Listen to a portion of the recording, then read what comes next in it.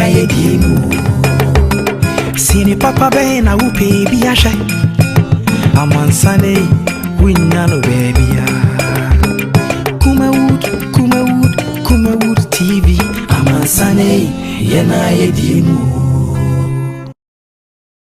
Kumawood TV aba amansane yena yedimu Kumawood TV aba amansane yena yedimu sini papa be na upe bi ahye amansane winya no baby ya I was ya mamo ha na yama kwaba ene eda ebenada twediampon e de ache 10th August 2021 tie transit ya na emra so say ye de sinopidwumade no e de ebro live on Kumawood television ene ye transit ensam no edoso pa yenyamre na yetimi edi enkomo e wo my Ghana currently yakoso pa no health minister ura kwaku ajima menu pressure na Ghana for edi emano say papa wa intro nsembi akan no entwayi wankan yi ntibeya resign ebi mo so at the pressure ema wampani say if the honorable minister will not do an honorable thing then the president himself must sack the honorable minister kwaku ajima menu ebuso krazo woni say papa no yo adwuma so that's why adwuma wa nyina no ade no man no yema ani enko ho me no ka say ade say wampanin ama no kwan say through the chief of staff say we request 2 weeks so okwakoye so personal issues I don't see ade ama no ntina ba say we resign ade iguso ye de ho enkomo ahwe say de no nsam so akosi but as I speak with you some no health minister akwa fa so Sputnik V vaccines yade babua asa yade COVID-19 ofa so krabie $10 ekodu $19 na yate committee parliament na probe ne course we minister ka say he couldn't think through sabre na pressure than so to me anwene ho yie na ma kwan say yenkokoto vaccines no emra na emom no ebra no kasa kire parliament no de wose osisupi say to the best of his knowledge as a minister no payment have been made.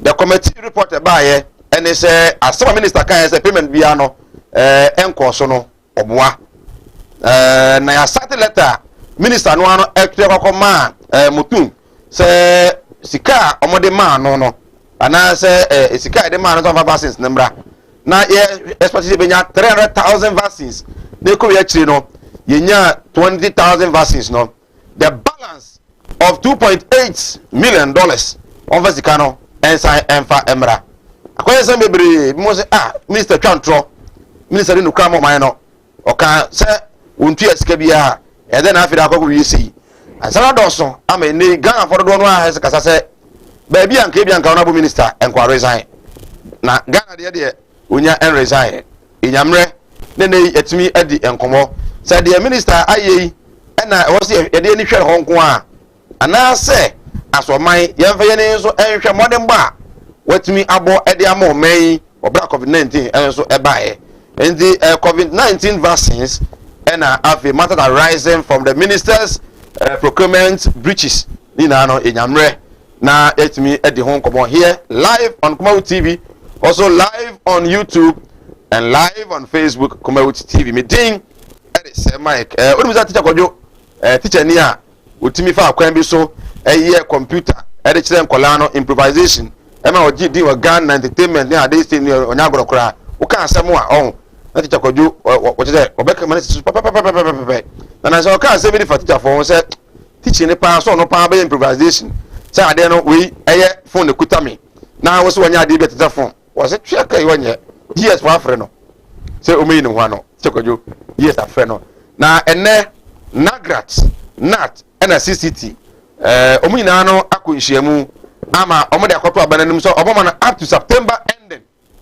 se Ghana ban ent mi anto ne mayi ama chechirefo enye omofa ahodie enye sika allowance bi akamu omo promotion bi o se edo moto so teachers allowances and half your market and some abano anye ni ye from this month to September on better just call actually Ghana by pressure on this government second term of Nana Akufo-Addo and Yagro who is GME Ghana Medical Association so no as and the signals but then UTAC strike you know so egusua ekoswo I hate it day 9 na UTAC for say until said National Labour Commission efo ebe withdraw omo injunction na to omo so no omo ene omo nsim konwa enka wonsem ene nyantie say National Labour Commission Eco Court withdraw the injunction no so they can sit and talk with the issues that UTAC for it me raise na Seniors Association of the Universities no omo de abasa omo strike no omo action asensen UTAC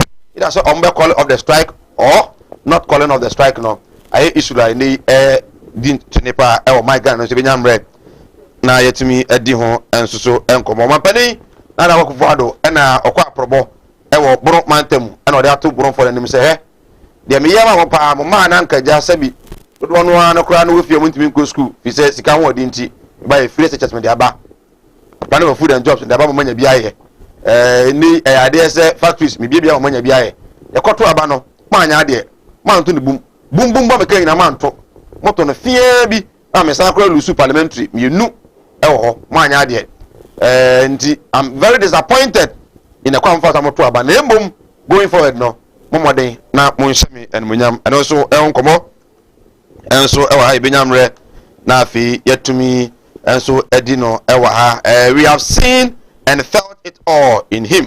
Sisala youth reject Mahamad's 2024 bid. On Benindada Mahama and Sisala Mebunu say, Yahu, Ubedi or Mampenia bid at you, Ubabe or Mampenis you, Yahu, you, and they say, Ma, can't pass 2024 years out of this Mudia. John, Yanyo, and also IP Mohan, and so Bidam Red, na etimi edi ho enkomo na enei na aye sempi adumanu ena afen so fijase mebu na so monte ase o se akwan bone pa le kwanfo pa ena makosa na akoto aba ma MPP aban na mo se so mo ye komo ja kwan na bu ho akwan no mo nye enei e won so na nya gre be nyamre na ena so yetimi edi ho enkomo nsam no de adoso papa ofi ha ye nyamre na ye di ho enkomo na mom de ye di ho enkomo pa no eye UTAC strike any signal not graticity at the eba na you free wa ya share the issue of health minister emwa no person de bo man no atete no man ni komu do so be de aboa na enei akowi de akowi emu so kwa se ebia papa wo ye no ano bi bi kura na allegedly ebia bone so kakra so etawachi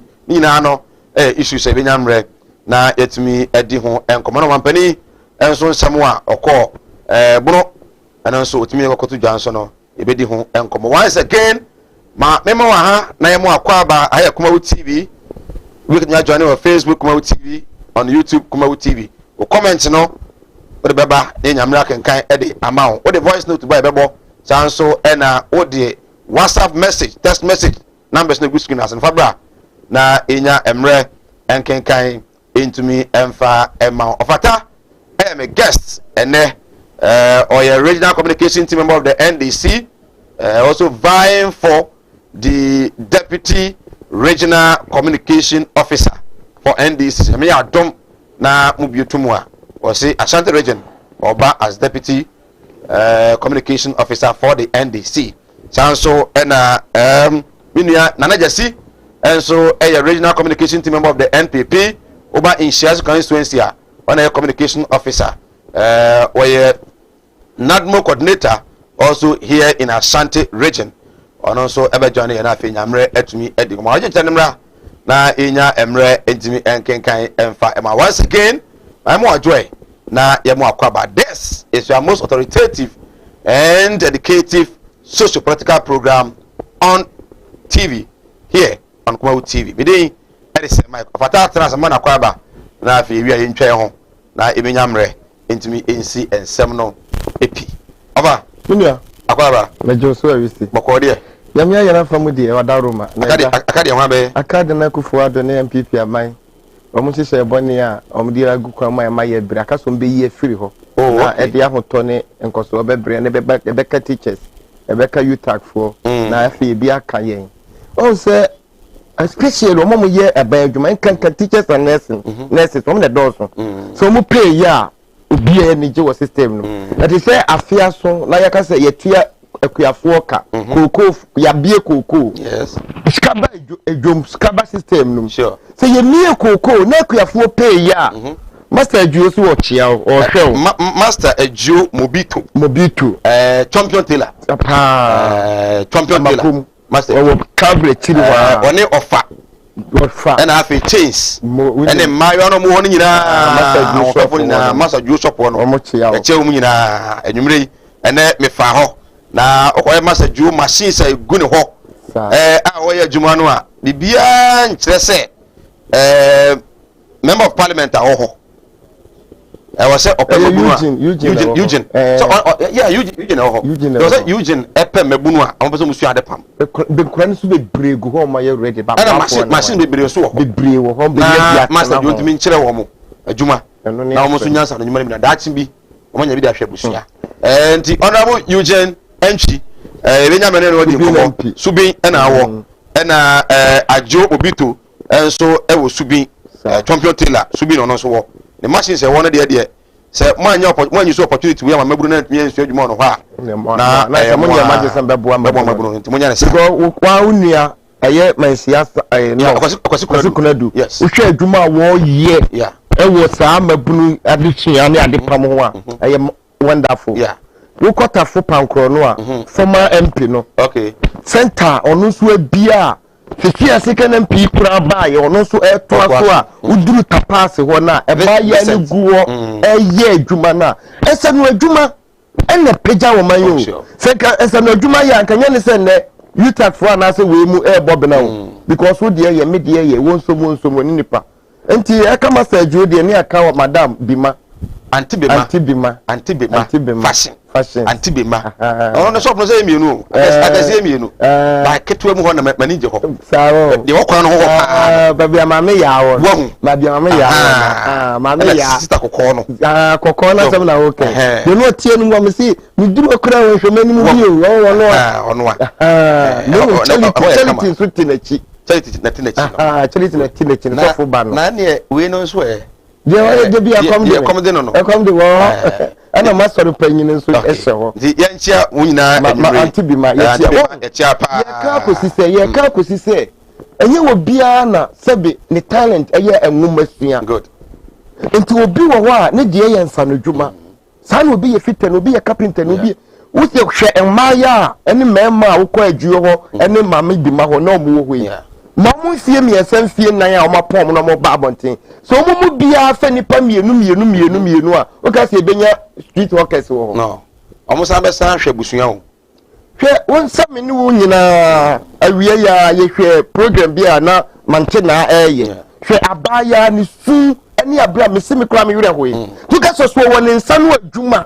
abaya wo sua nsa no adwuma ankasa amani wi a ye hu sai atu ni nkabeto no enkanto no etumu ma ye mfansa no dwuma no eni agro ne ankasa free SHS eye obi ankasa nya even so wie SS ne kura na nadwene mu bie na so osua dwuma na eboa no amani ma ba ma ye mfisa ye nkosua ni mu kente ba akum okay ye tirem sabe ne beboa na nkwala na eba na omantimi obi wo anya se bia sabi ni ti na ani amo no enye naduma chade no etu di ni be ko university ni ade nyina obawie no naduma chade no ye adepam ana etiri ye ana se carpenter so wa fa ko obani na mu saa na bra boni nsini ye nti ye besra ban se de o kan UJ no eye me de pa won twa nani nhwe ho e ho de wono ani base na won hwe mrantie no sifo mu nyina titifia mu nya adwuma we bi o mo be ye pa na so boafo ni ho nti ye chia anti Bima ne master ajo mobito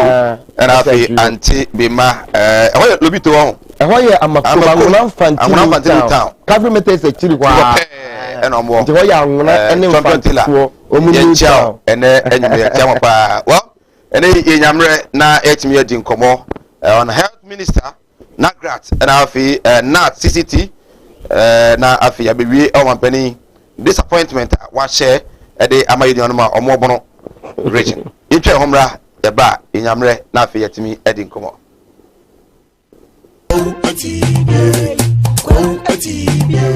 animudia me manfo nyi bintina mo ne yira ebinu be from ho se me o ma asofo nso no mo nya ma asore ma akom obi o ho amene wo kasa isko ka chino wa ya stroke no enko malam se bra ya adwuma me mene da okay kwesi da edwo da ebana da okuo da yawa da efie da ana menya adwuma na efie da wo beto me yawa so me hwaw because nipa ana wo homeda nyankopon eni homeda okay akwala na wa wo no akwala na nya 10 years eko 15 years on 90 da woda fom obi so ho wa akwala na no isonsuo obi so ho so wa akwala no de ye ya afi no kon no ya na echi na da so ebia na ne techere ma afi na ne tini emo ye kete oh ha no chine techere ma te se abo wo no malam se nkasa fa na bra ebi so ho so a me ne ukasa o se ne ba no ono matrama do wi jot sabe ko ke baby ni nyina onom wasa glue ankasa nkra no wasa twi glue ka ho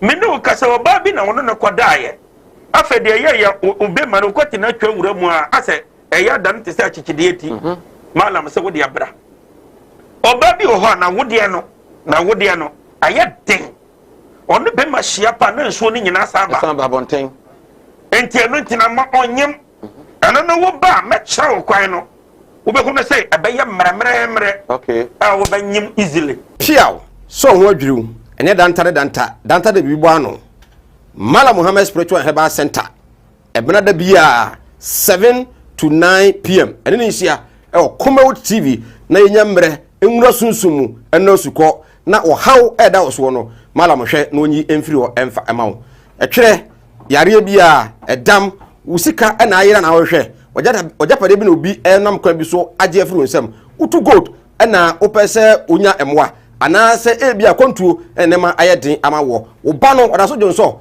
anase akontuo enema ayedin amawa bra Mala Muhammad Spiritual Herbal Center na kache kwaw atibie tienie kwaw atibie Eastern Region eho ena Malam wo esikafo amantem wo de odu kwaw a wo so kwaw atibie uduru ho bebepa wo yira kora no a busa Unity FM ana wo befre 0246 647 247 0246 647 247 eya tie bi na entumi emwa piaw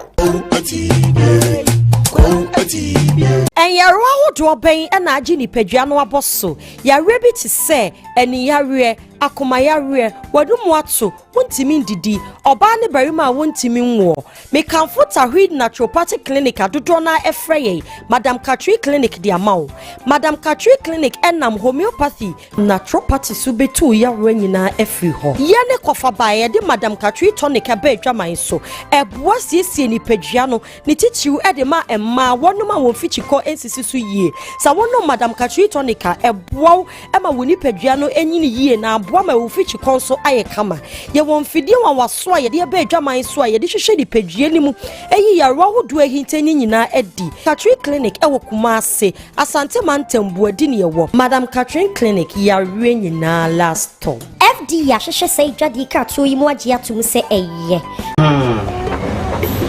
well our pia we say say film why the den it be slower we na fa kokko film na say dia wa wonu tua wo fa say no mo ma ye den ma nti wo de we na wo yere na mfa nkonko ye diguma na ma why slower ebusa yenko Kumase munko Kumase Martin Luther oh na it's been a long time oh yeah me say Minia, obra kwantu ya wo. Semina na ma yanka twene ni ahwedan yo. Ne busu afani asoma me. Semina me pada ka. E wo Kumase akamara. Na me so ya chini. Ye nya da ka yi. yeah na nsani o na semu na wada so a wo hia me de woni problem kra wo beje di se me free Dubai betru Ghana ana me na confident wo to na na no ansia do ne eja yi ni bo me so e wo abrede mi ni kapre odu obi na kire me go straight casket shop e wo Kumase labor haya me ko ho no ma ana musa ne me yes kan hye ye o Ni we de bi ntwa no. Misika ye di ma me se me famra. Ni so abensu ye se me ambulance. na me sam pɛ de bɛde da no enka ho ambulance ɛne de bɛda ho ɔmo yɛ ambulance service into ni problem kra ɛne nyinaa ye here ni sɛ wobɛnya sika kakra bi di ato aseɛ you know sɛ Kumasi stay by plan no ye nkɔdam kɔ kyerɛ wo some Ghostway casket shop here ye wona kamebere te sɛ de mo hu nyinaa Ghostway casket shop ye wo Kumasi Infantile town ye the labor office ne bɛn Ghostway casket shop ana we are the dealers in quality local and foreign caskets. Job training. Kumawood Training Institute. Say dear, yasan at the baby for frokra and na eba. Yasuansa no juma bebre. Na de yadi by dear. Aya duchum. Yanyan wo baby ada. Wey aya for frokra. Ike 1 any Kumawood TV akaboma yede ebrewo eya sonko kwanso kra ye bekire wo niam bi te se invisible biofield digester eno no yento blog bia ye no form hosa enti uba unhu se ye bibi te se o flash na ahye unhu nanso o flash ya na ahye eno ane efre no invisible biofield digester wey onsuan wo ba bia bra na ye nkirew e wo Kumawood Training Institute afei so ye ba ye bibi ti se Milo making eye Milo ye de ye tin e de ye mpampa e de ye niam wo fi anopa no bra ne nkirew se na esi ye Milo eno no wo betimi aye akoton anya sika afrimu afei so se ne ye si e de soya beans eye nido bra ne ye nkirew se na esi eye no emani meme mu amaso aware anase wo ne odofo biti ho na wo libido no ekofom bra ne nkirew libido drink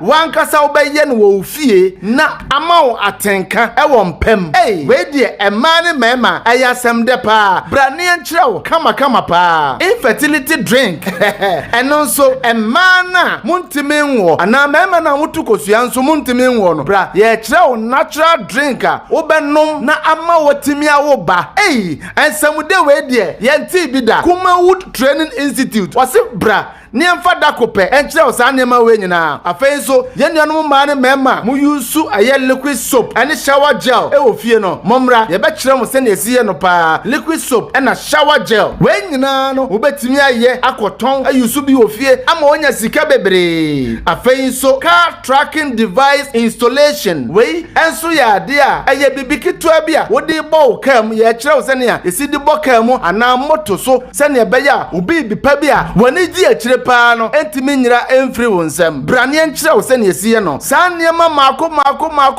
enkuno ene de keke ka ho bonus nyina ka ho ye kirew ne ya ju sika ketua bi eye 300 Ghana cedis pe eye kan sika 3 million no me pa cho mensen ne ebi ma obia fa wa de ekuta uba bedru ya no ba abeya registration eye Saturday 14th August mo ne da etoso edunan afiye mo ena ye sa dwumade wo ye oba wo ye bema wo ye panyini wo ye akora obi bia betimi aba abesua bi eno ntifa number na eda screen so no na wo de frɛ yen na yentwere wo din keke na yemfa register emfa mount 0244 294066 0244 294066 0244 294066 frɛ na emfa mount afenso ne so nyina no obet na woni yen Kumawood Training ano juma ahimfie beye butu animudia me manfo nyi bintina mo ne yira ebinu be from ho se me yo omo asofo nso no mo nya ma asorema akom obi o ho amene wo kasa stroke achino wa ya stroke no enko malam se bra ya juma me mene da okay kwesi da ejuoda ebanada okuoda yawada efieda ana menya adwuma na fieda wo beto me yawo so me hwaw because nipa ana wo homeda nyankopon eni homeda okay akwala na wawo no akwala na nya 10 years eko 15 years on nanteda woda fom obi so ho wa akwala na no isonsuo obi so ho so wa akwala no de ye ya fe no kon no ya na etia na da so ebia na ne tachere ma fe na ne tini mo ye kete o ho na o twene tachirama te se abo wo no malam se nkasa fa na bra ebi so wo ho so a me ne wo kasa o se ne ba no ono matrama do wi jot sabe ko ke abai be ni nyina ono o sa gulu an kasa nkra no o sa twi gulu ka ho me ne wo kasa o ba bi na ono ne kodaaye afa de ye obe ma no kwati na twa wura mu a ase eya dan te se achichide eti malam se wo de abra oba bi o ho na wo de no ayɛ den ɔno bɛ ma hyia pa na nsuo no nyinaa saba bonten enti ɛno ntina ma ɔnyem ɛno no wo ba mɛkyerɛ wo kwan no wobɛhu no sɛ ɛbɛyɛ mmerɛmmerɛmmerɛ a wobɛnyem easily piaw so ho adwiriw ɛnyɛ danta da bibibɔ ano Mala Muhammad Spiritual Herbal Center ɛbena da bia 7 to 9 p.m. ɛne ne nhyia ɛwɔ Kumawood TV na yɛnya mmerɛ enwura sunsumu ɛna osukɔ na ɔhaw ɛda ɔso no malam hwɛ na onyi emfiri hɔ ɛmfa ɛma wo ɛtwerɛ yare bia ɛdam usika ɛna ayera na ɔhwɛ ɔjapade bi na obi ɛnam kwan bi so agye afiri nsɛm utu gold ɛna opɛ sɛ onya ɛmoa anaasɛ ebia kontuo ɛnɛma ayɛ den ama wo ba no ɔda so dwonso anaasɛ akontuo ɛnɛma ayɛ den ama wo bra Mala Muhammad Spiritual Herbal Center na kache kwaw atibie tienie kwaw atibie Eastern Region ɛhɔ ɛna malam wo esikafo amantem wo de odu kwawu a wo so kwawu atibie uduru ho bebe pa wo yira kora no a busa Unity FM ana wo befrɛ 0246 647 247 0246 647 247 eya tie bi na entumi emwa piaw Enyarwa hodo ben na agi nipadua no aboso yare bi ti se eni yare akoma yare wadumu ato wontimi ndidi oba ne barima wontimi nwo mekanfo tahwid naturopathic clinic adodo na efreye Madam Katri clinic di amawo Madam Katri clinic enam homeopathy naturopathy su betu yare nyina efri ho ye ne kofa bae de Madam Katri tonic aba adwaman so eboa siesie nipadua no ne titiw ede ma emma wonoma wo fichiko ensisi su yie sa wono Madam Katri tonic eboa ema woni padua no enyini yie na aboa ma wo fichiko so aye kama ye won fidie wa waso a ye de aba adwaman so a ye de hwehwe di padua ni mu eyi yarwa hodo ahintani nyina edi Katri clinic ewo Kumase Asante Mantembu adi ne ewo Madam Katri clinic yarwe nyina last time FD ya hwehwe sei dwade ka to yi mu agye atum se eye well awolpia obusia yese yifiri mu mo ye den Ewusia yensan ema makwaba oguso ehesinope we are live on Kumawood television ebia obia no enwino my Ghana ho de bia se be sika no se oman no ya nhwe ya ntoto ne ma yi enya emre anyo oman no ama oman no entimi antumpon a menu da achi bia no nchirimba ebubu yefo nti etan se ya ne nyamre edwene oman Ghana eho enra na your western north region extensively in your married in Komapa or Western North region. And the Western North Wina and Yumri and Jakasi and from what Fatatrasi, yes, Shanko channel as one penny echo Bono East region. Now, a call honor and now Orito when say in fact, results are a free Bono East region by December 7th election 2020. No, Nania Sokra is a Ebrana or Bafrono. Na Omo Enya. I think 5 seats and omu enyaye so ochicheche mu no because oba no becheche regions no eche mu no na bunu east akonya 5 seats NPP eni mienu afrim amana oka miensa wampene se de oya adwuma pa omoto abane sa no odwene ho a wonte ase enti osana nanom pa se yakoya nim no omode ana omo ensan ma seats no ena oso bio fata tenase eni hom kuma akra na afi wi a yaka no yemfa ento aso faje nche ne bra wo hwe obono east wo hwe obono region wo hwe of half regional ma ehu developmental issues ekoso and what you lack in those areas na enyamre eni nko over menia mesa mo akwaba o ambani aprobon okoye no you could see say na ahemfona ni aje pa ahemfona bi kura apacho say the course wo ma olusu seat ni bi no o ambani fanche omo na going forward no they will make sure say at least His Excellency NPP ayakono obono east. That's it. Mamenche ona menche watie fu bi na Minuanum Celia Colles, a from media monitors. Yeah. Jawusu Edano. One minua Emilia, Amogobi, ne or Markan, Lamogobi Sunday, ne papa, a ye. I am Kamafokan Adua. Yama Abusweni Nina Yako. Na Yachia almost media monitor because Sakure will radio so TV so we na say we want to send this in Ibia Fre Abo Abaswa. Na ye will say wa makra nanke. To my Juma na omo ye no so ye ni so Sunday ya me ya do my beba na ya besra omo. Okay. And Moro so the next Sunday. Moro yes. Sunday. And all worry. And all worry. And this was the phone door so far. Wo mu pa. Ye panyini ba ko minim so ho hwe me pa. Jekazantilo or Yaman Kulana Kwejano. Set no Jake the Anako and say, who's a NPP buyer when your appointment get baby. Oh, Assembly can any mente. Who's a MPP buyer? Jake and your appointment. And another second term. Now, Jake own Kumasia. When your appointment is said, I won't change to a Johnny Free Kumasi, I got to nine. And that's when your appointment say, no one turn our year, Juma. Now, if I watch your walk at yes. What the Kumasi now? What the Kumasi want to meet your library? What I be? What I am? Kumasi. Uncle Pebe, now the amount of work I knew fear, but fear no pay we are. Uncle Pebe being ancient. I'm on Edgar. The Jake at it. Eh, I want you to what it. Ah, of an ocean. I some panamicature. I want you there. Now, Dubai, wouldn't say Jake, when you see you, when you were printing house, I was not printing books, T-shirt, any be a keyboard near day. And they were done here free Kumasi because of our children. Oh, no, Johnny, I know. Ah, there was when your appointment in the Anonia. Yes, and I mean, I may catch from me of a cat will say, and I want to magic and Johnny free Kumasi. I could what I want to the Abba. I bet so I'm going to on the solo, and I'm in a Johnny free Kumasi. I won't go now. What the call, and I'm the moon here.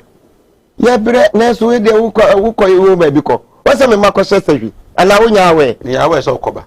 I think you're macro. Beer, a mania a pamo meno. Yes, I know a pamity be on the bar. Made mu be yedin. Made say Jake there every Tuesday. Na Jake na wa ha. Me say Jake nya small appointment bi. Ah, oyeju akra e won kan. Enche. Obesan. And you know kura. I want you. Jake we are not hwe ya. I mean cha na nwumre. Afi yan kobo no east. Me na do ta okoye. Fans are now edging the bono is Nanyago. Oh, yet did you maybe do a show on sa na wood dear. Jumediana Cassa a man. Say, who got to me, mammy, no about Cotu? Me, ya dear one pump, oh, me, ya dear, no one motel. There were 2 hours, dear, no one Cassana, and Mano, and I can say, hey, Nipas Messidia Jayo, Nipas Messidia Jayo, not just one more Bema. And to Bema Bia or no one home salmon, my yard dear, and I'm here, me say, no, say, why, dear, were born. So yes, I'm so cross. What's the dear? Who said the year now differs? No, you didn't news to run and fast in news to so your teacher me said the year 1 year. Me boy, who call school and say, what we be? One is a shame now, red you. What is one is a she the energy first? Can be at the 1 year, the one home they know, and another than they know what's wrong. And Tina Sante and your quack, and we boo baby say. Uncle who and the day actually power and cassa. I can not call Bunu easy. Nanko se me buy my beer factory wait, say, I be crying about 3-4 districts. Oh, but I also be factory. I'll gather the name of the factory, and that could be factory. Say, my trust. So, what that room I want to say, yes, sir. I see, you started upon TCUs. Yeah, me but what I say, me boy. But your CEOs were here pointing to say, I buy an airport to home. Say because of a Germany buy dear and Anyasa. Me patrol this oil. What is your appointee CEO be alcohol? Me patrol what that room. I can say both and not. I see a buying. I get 150. What is your appointee CEO be alcohol? On the umbrella managers. Me patrol what be that? But here was CEO. Baby, we need pay with coffee Juma way. Gihok. When you see you, you buy na appointee no. It's your bankers who factory, may you dig or over generation. This a bank the catcher say, work factory, a Kumawood. Me want to abandon CEO Kumawood, when ni board member Kumawood, was somebody na beka cheno because why investment to Kumawood was support to unti. Check na do aye. Bema want to say them kind na enumudwa. Men tonyo mama me ho na me amensa, me nunu me ho na mensere. Check o mani mo dino. Ghana for bre papa. Enti se why adwuma Ghana for na na behunu. Check ensema ye papa ko bunu ha wo kan. First time in Ghana history, I wenchi, so wenchi wa bunu history will be, meboa. MPP, a lose wenchi seat. So when him say, even 1992 MPP anko parliament impo, buzi ya wafase, and the DMP wo. 1992 nuka omon kase omon boycott no. When the DMP wo, MPP and lose seat in there because wenchi seat no, eye buzi ya. Ni traditional seat. MPP lose that. But because of a Kufuado abysmal performance, Buma wa bonu went me am one who modernity. Omu lose wenchi seat. Minuka say nye Tachima East was Tachima South and I walk out no. Aye to many part 2. Abaya 14 years to me wumu and sana yet me declare say MPP are winning election. Asatena NDC for your convince election no MPP for went me win it. Ya the two na dema wo mo. Enti say uye ni year bra wanimu beti. So uye ade ni year wanimu beti. Enti say na do no ba bi o kan ya me ne ya adwene say wom abana Ghana ho wanchifo ana say bunu isifo tutia no no eye ne ya yes ebeye ne ya because sabi wom wo bunu isi wo no wom nim nyansa wom dwene o performance ana wom hweso ede to abama wo eti wo mo humodene no ene ma wom to ma atia wo na aye wo ya na nka wo ba second term yi nka wo ye de sene saa na ka 2024 no de awura mu say because of manya de enti amotoma me na de me ba ye we na ma ya ma mu ntemu hwe ho na mo fanto abama me asante kan sem bi yesi onwuma pa ebedi wachi ana anya sa na ye ka no so wo ya de na ya nka wo koye na nka wo tene wonsa e wo nwuma a waye ofa me no we sebuno wonim so wo madwuma pa wo mo ye cashew na na do ko gina the same bunu ho east wo ye tachiman e ka chom se oba obema wo mo cashew board me patcho ene wana ye chief executive officer of cashew board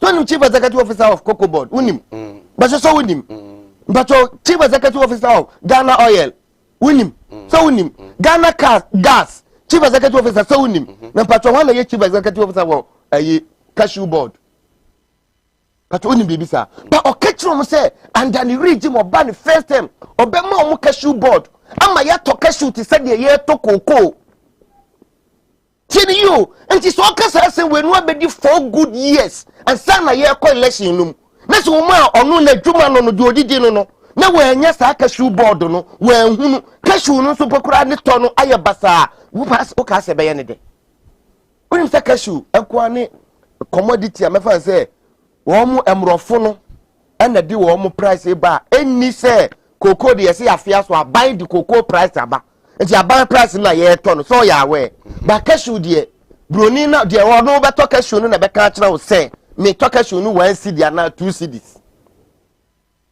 but what did you mention as say say me wo cocoa 1 bag am ko kalia me nim say me wo 6 million ekura me ba cashew asatena wo wunim enti adana wo de call ye na wo ton no wo munya we ma wa so de sika say na obenya wo say your bag say your half say ye wo ko we ye ne aka to sika obenya wo enti obi enu we na wo ye cashew adwuma wo nim say cashew me ko kali 1 kilo a say na manya de ye we ton ama no wo ko ha e different enti wuti mi ko chini be miensa no de teme enti say nipa we ko to aba de tia wo a wo sa ko dira ni ko e ko di na tem say ade na wo ye wonim nyansa no watutia wo wanka na sa oh ye chim did pa in the highest level when you happy yes but I'm happy about what you are doing now and say me did what the fact that when you happy ni kire say manya writing what must say the fact that when you happy with decision am taking say decision is wrong to you no me can say you but to you no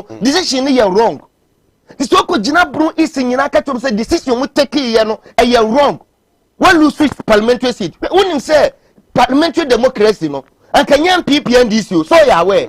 it is about nipa na say Mike na edi ni be gina ho no the contribution to the community no society no constituency no ne niema obetimi aye de wetimi aye na yehwe but and because of politics inti see the NDC ni be gina na say we kohwini say de kura ye nto aba man because NDC ne dominate wo so the CPP ni be gina na say 7 predators say CPP no wo ye repertoire wo ye repertoire ye nto aba man because CPP ne de na ba Sena na Kufuor do kache me wan so ye democratically president a wo di democracy die eya afane fa what you say enye one party state anu ka se chinchina parliamentarians ni nyina ankoye wo die compensation 1992 eba pemunde hwe ye parliament ye wo sesi ano baba oni right so be ka se wonye happy because of nyuma bia ono no so why ya na we expectations from the region was not chair region no kura de ma omunya 3 regions out of the one no omenya 2 come and be 3 his excellency that he has that right to say I'm not happy right. About the outcome of the 2020 results no but you can say baby our right koduro no obi so right is start free ho ye wo say make say Mike me wo right is me make say Mike ho nye fe but you also wo right and say wa kwala bia na wunu bi wo right say obi take offend from word na me use my wo no ba wo offend no obi so wo offend no enti wo nye fe no me fa wo kwakuto wo bi a sabi liwe facha mi o mini liwe and me ni share program bi me fa kwakuto liwe hu bia na me de wo kwakuto bi a Rollins ho but what you say but the fact that obi wo offend doesn't mean so me sure no say Michael ho nye fe me wo ready say me catch because me mani so wo bet me take you offend from that at some na me cry here no why do you think say Bono is for no Antwa man na do the way I no expect am I ni watch them so nya happy the number 1 Bono is for no ewo adwene no more expectation promise of politicians and their fulfillment okay until dia wo ka kire yen no na ye hwe so to abama wo until say wo ba na be ka kire say wo nya happy a ye de wo busa ye ade nti na ye to sa abani ti awo okay but what you say say that me can wenchi ye stronghold ade nti de ne see ye am lose wenchi ebimpa na wo fata wo bia nim say bia wo fata ne deserve say anke NPP primaries no ye din be gina wenchi ba ebia ni pam ye no me esa bi nti ya ye kukura sa akofa ni pa foforo be gina wenchifo ni be hu say da bi nipa omo de ne ba even within NPP for na mu kura no obe hu say da bi nipa omo de ne ma ye de okoye ye parliamentarian na enye enti as a party and as a president no wahwe ni action in and out action bia wa ye ya bia e ma omo lusu sa seat no asa na wa bremu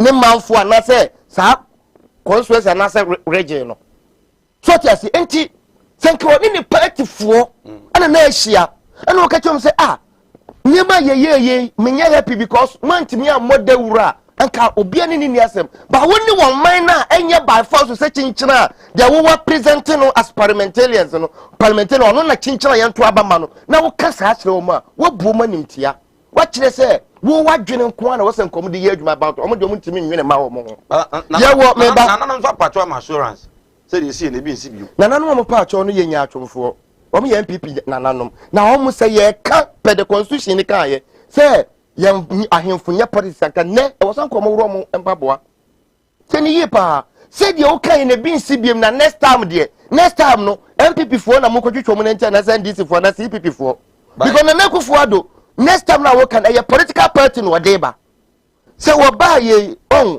e bia ye ko ye na o ma ye demonstration kuro no tini yo aye demonstration etia na Kufuor ado ahefunu nyina betimi akam to gada say ade aye man ye ni nso wo ma anya ade kora e bi nsi biem but we dey man take decision for the constituency na say wo ye wo hene na so be kasa wani nyi sa decision na wo ka wo hene no wo ye nimguase sa wo hene no kasa ye no wo ye nimguase on deserve correct to be wo hene no asempa na make it no say I take exception to that you will take but the fact of the matter is say wo say see wo program and a process amode ye made meboa but ye take decision bi and I will can asem bi a enya de say management no be this owning but what did they make a topic how the buy no e bi kura gon ko na asarete topic no but what the topic na ma producer say for topic we to so fa we to so fa we tinti say producer no kohwe ana cameraman ne kwahwe aka say sa tam we ni pastor say obey there me no mo nya adwetimi yi wo mo afiri mframa wo say wapaboa program no wa amwa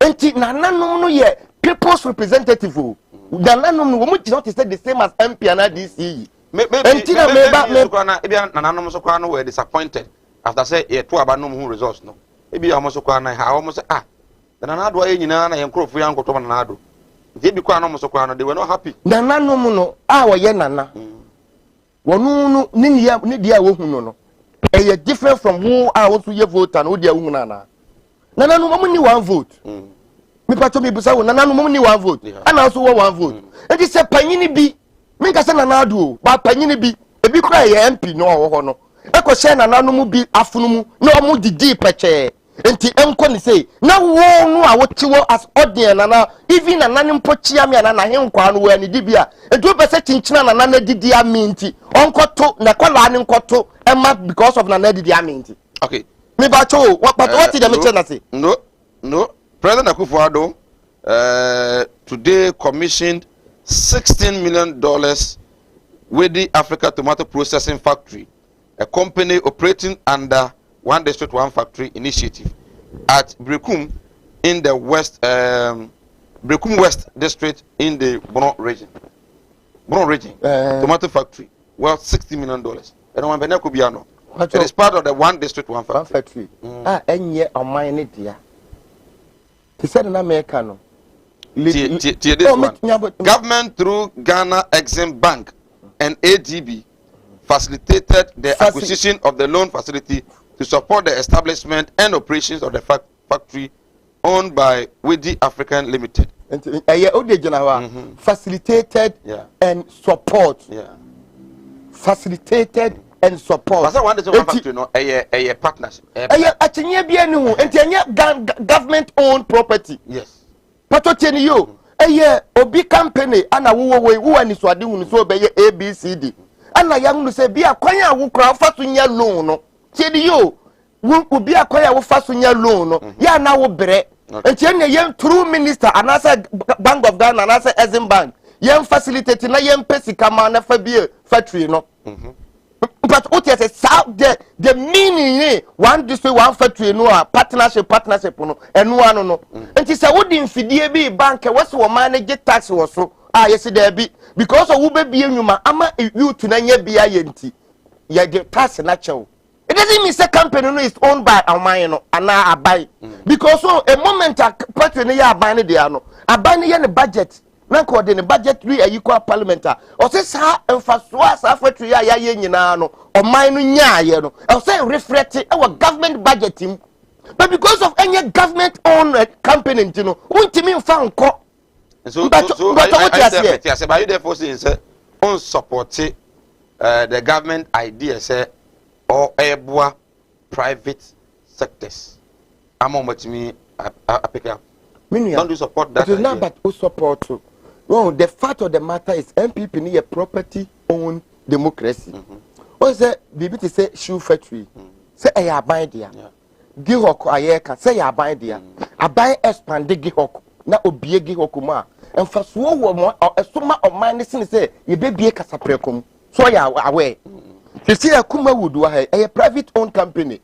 Say I buy ko bie ma fa say GBC e man nkrabata ye nwotwe a aban omman no binya mfaso se say ye bebie Kumawood price plus Kumawood XS extra Kumawood weight in the name of aban sika enti enye boni say aban ni support e bi ni say ye kan say masajo ye kwa masajo we na ye hunu de wo ye na say MP ni mra on support on fa nipa nko no ntu omutiri nsa se masajo gi sika na enko aban ni botom ba say mfaso wo so ni say nkola ni pa wo mo no betena fi a anon be ye adwuma on betini atua tax ama aban no esu anya enti enye mfonso ba aban ni take credit abra wo beto companies ni bia oye one to one factory na wo ye enti ade na wo say commended sugar factory wo hwe manigu na wo disika no investment kan ko share private company mu abra no ya aban na oman na dia so wo ye na se nipa e benya adwuma wo mu kra ne mfaso na eba no eba ba wo man sa ampase aduna wo de ye no e genuine mind ebi ni minimsi ebeba head minister de ya ye kan say ampa eni pa ewu wo pesa wo boa nti ye na boa nti o boa no so e wo say wo fa ekwan bi so e ma moa na wo de boa nipa no e sa kwa disadvantage ba sa nipa kro na na but what yes nti enye boni da sa ban e boa private companies no but a man na aban e ye no free SHS aye kan obi no beka to say free SHS aye boni o but yenhwe mode na ye de ye no anya bia awofo ni nya mfaso a na timu pa na aban ne wo no sa na awofo nya no sa na teachers nso nya no ana se ye tum kosua no gua mfaso na ye expecting ye nya right enti enu na be ma wo bia gina so enti first mama enu na be ma wo bia gina so ma hu se ma me take decision se ampa policy na aban ne de buy ne se de wo si implement no mepe enti mento ne so ana da bi policy ni de wo de aba by implementation ni mempenti ka me nko nsi form enne be ma wo bi di ato aba nti so ko gina ba bi na akoka se mu amanto aba ama me no mo disappoint on mine na mo disappoint me a enye presidential turn na akoye no eye political turn ana akoye no but de ye kokoi eye on mine na finance nti ka wesi bia be free president mu aba no e wo se ye unify this year na nakufo do kwade ni tire ye nyina ne se unsa nko second term enti ka won create division among oman no because otwumutaya o party ni be yi nipa aba yes unya anka wo be na abeko ba na party ni beko ba nyo na abeko enti ka to ya wo ko no division bia anka wo dia wa create no anka ne wo ko no ka wo de unify tese wa ko man na nanom wo bia wo krum wo a wo sen na nasime se wo ka se de ye no ye mfumso a na sese no na nana konya tai da ebie ne de hu ba daache bi na wo ka sa asen wo be se odun akotena so be ka se ate over anxiety ana menye bibi ma president ne hu se me penasema na me won side wo hini bia no a me kuro me ma sorry ye wo mpanyini bebire wo ho o makodi hene na purely ye no mo number ko mienu nyina no mo ye MPP for pure and now mo ye NDC for pure wo di hene and the fact that wo di hene doesn't mean say oni party awo but papa ne ba hon wa amba ho in the name of the party o ba ho enti previous ko hene bia wo kasa wo manfo adwene de wo manfo pe wo ye nipa ka benya do pa but onyene want me anse wo so na wo amma wo manfo interest no and supersede wo personal interest and be mo akokeka kasa ya wo hene ne kan ye right. I was Uguso Sinopi. We are live on Kumawood TV. Ofata and what's in Kano. Uguso Nana Jesse, NPP communication team member in Ashanti region. Or say monitoring evaluation at the Ashanti region NAPCO or no. And I just penny say nay or because Fata when I did community. Unya anything on car and yes, I am fine. Pipiniamba. He's supposed to be here.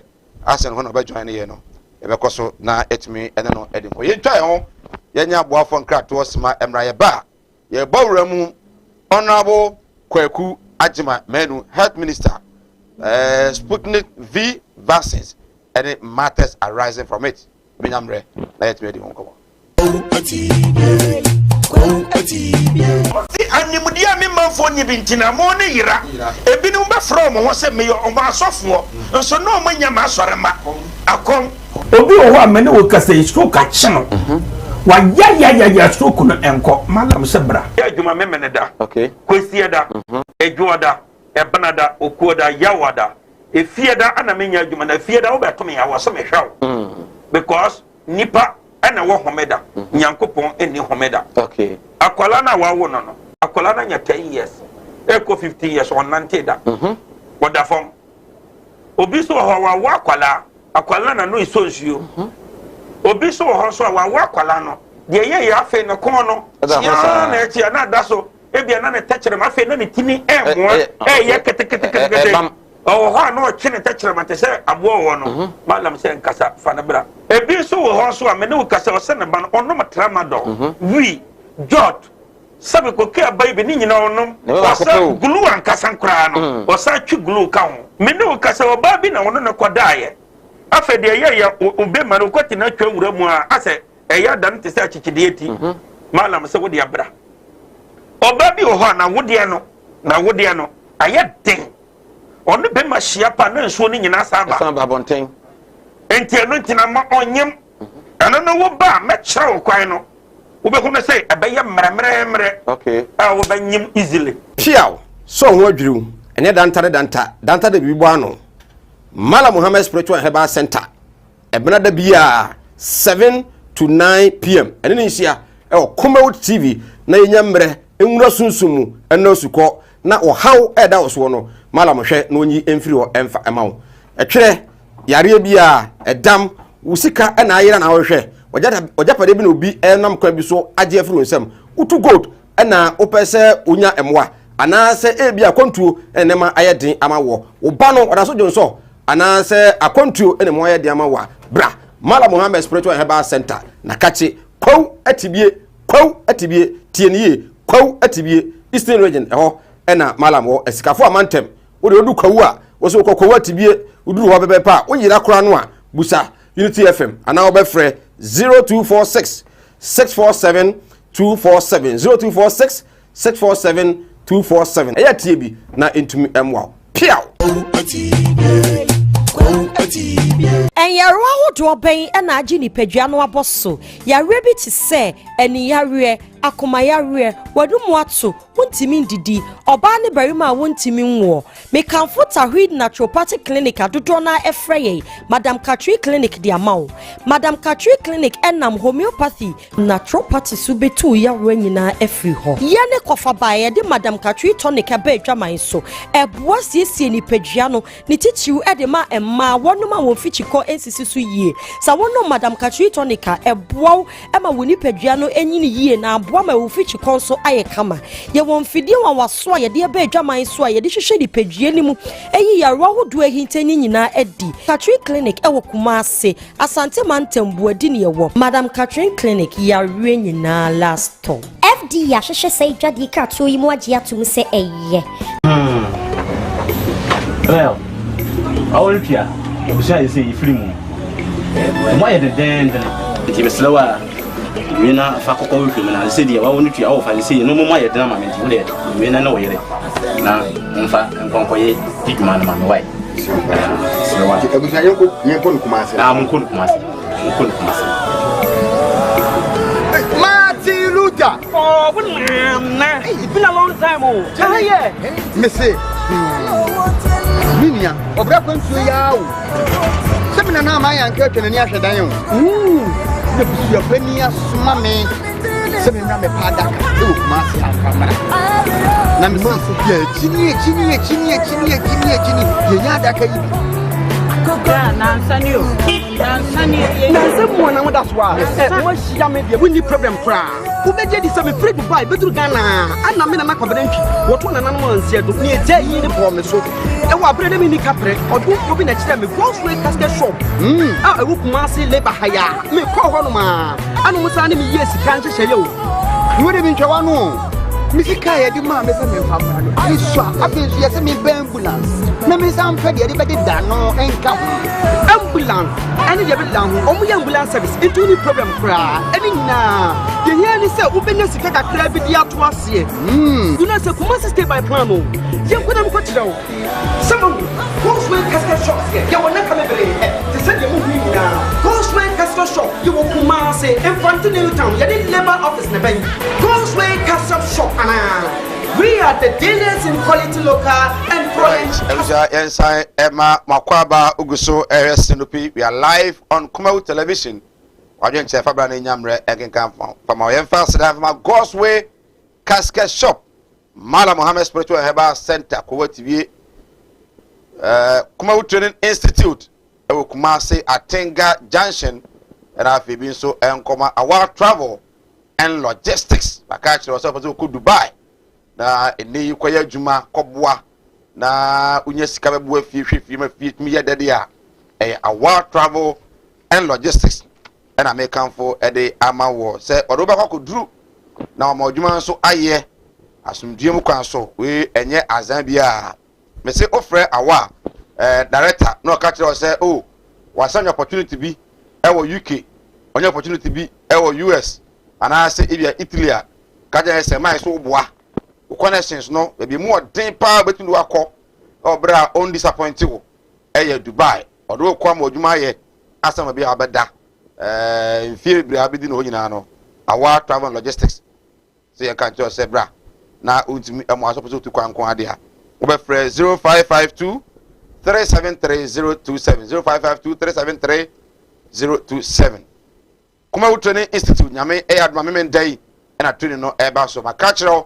300 Ghana cedis immune booster mema no so ho a pese unya duro betumi abo ye kyerɛw ye na so kwa akoye bia ma na tumi aboa ye kyerɛw kan fa so be milo wa betumi milo ofie na watumi enom car tracking device ye kyerɛw 3D ye kyerɛw ene bebre ena ye kyerɛw be 9 ene ye kyerɛw with only 300 Ghana cedis inti nyame ado memenda na eba so Atinga Junction premises of Kumawood Television nipa mpempem na eba na ye nyi nipa dodo na mebu so eni nti bomodea na obra ntem na entumi emwa wo ba ufreti na wo ba ba bia da hotel kase abeda aduane a obedie ma pen drive afin so sama certificate e de aka ho nti bomodea na free numbers no sanso na Godsway casket say wonya yie na ape front daka wonya yie na ape ambulance ana video coverage wo de wonya yie wedding adult engagement party na wo ye open canopy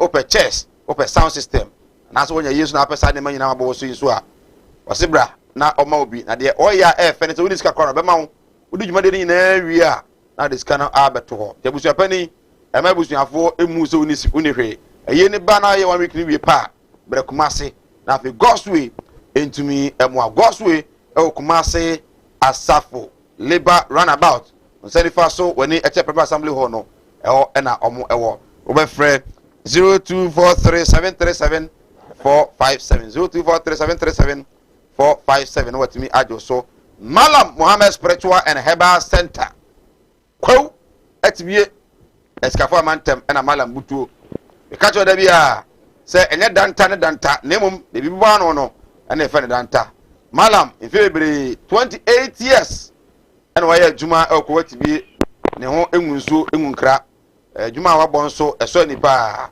Kumawood TV almost 1 year ni obi ama ha emeka se Malam bu na faso da wanya azan do yina so no krojen modea na se awo ho ayede de amawo na ope awo ana se waware ukru no ana so ba no wonno sa osisiw obi kwa no aisha ware edu so ba ware na ma me so wo mpren na mpre chamadam bi a wa aisha ware Saturday we na ko ware na ma me so mpren ma ware na ma so enei oba no ho bi onfa oba mo ne ko Malam ho obeka na mabu simple ama odofo no wasan abeka won sa san so na yare awodo bi a obi a no monam ani ne honhum nyina no Malam sebra na ontimi emu a konto won sam na aye den so a Malam tete ko watibie eskafo amantem Eastern region na Malam Mohammed Spiritual Herbal Center on na CEO Edema Unity FM tino oyin papa ni kra we frɛ 0246 647 247 0246 647 247 afi Malam atumi ajo for messages nebra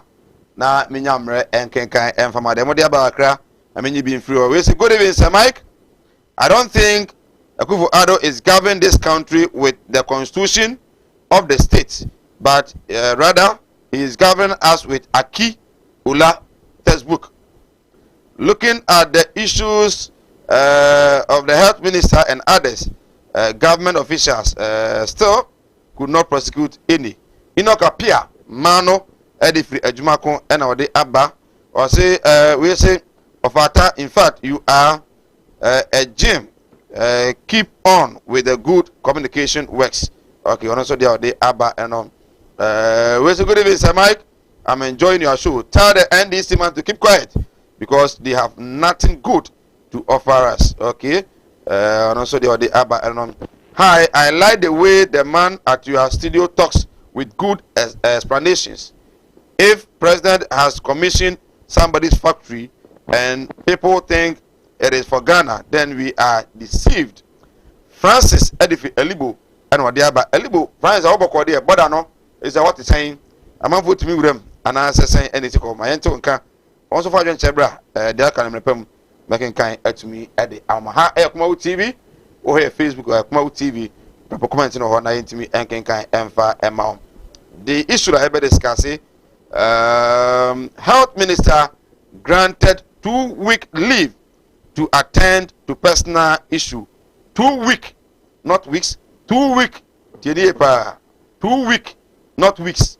2 week leave to attend to personal issues.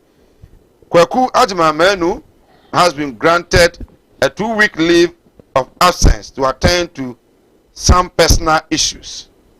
The minister's request, which was granted by the Chief of Staff, Akosua Freeman Opare, is said to have begun last week. And the Health Minister, Sputnik V vaccines.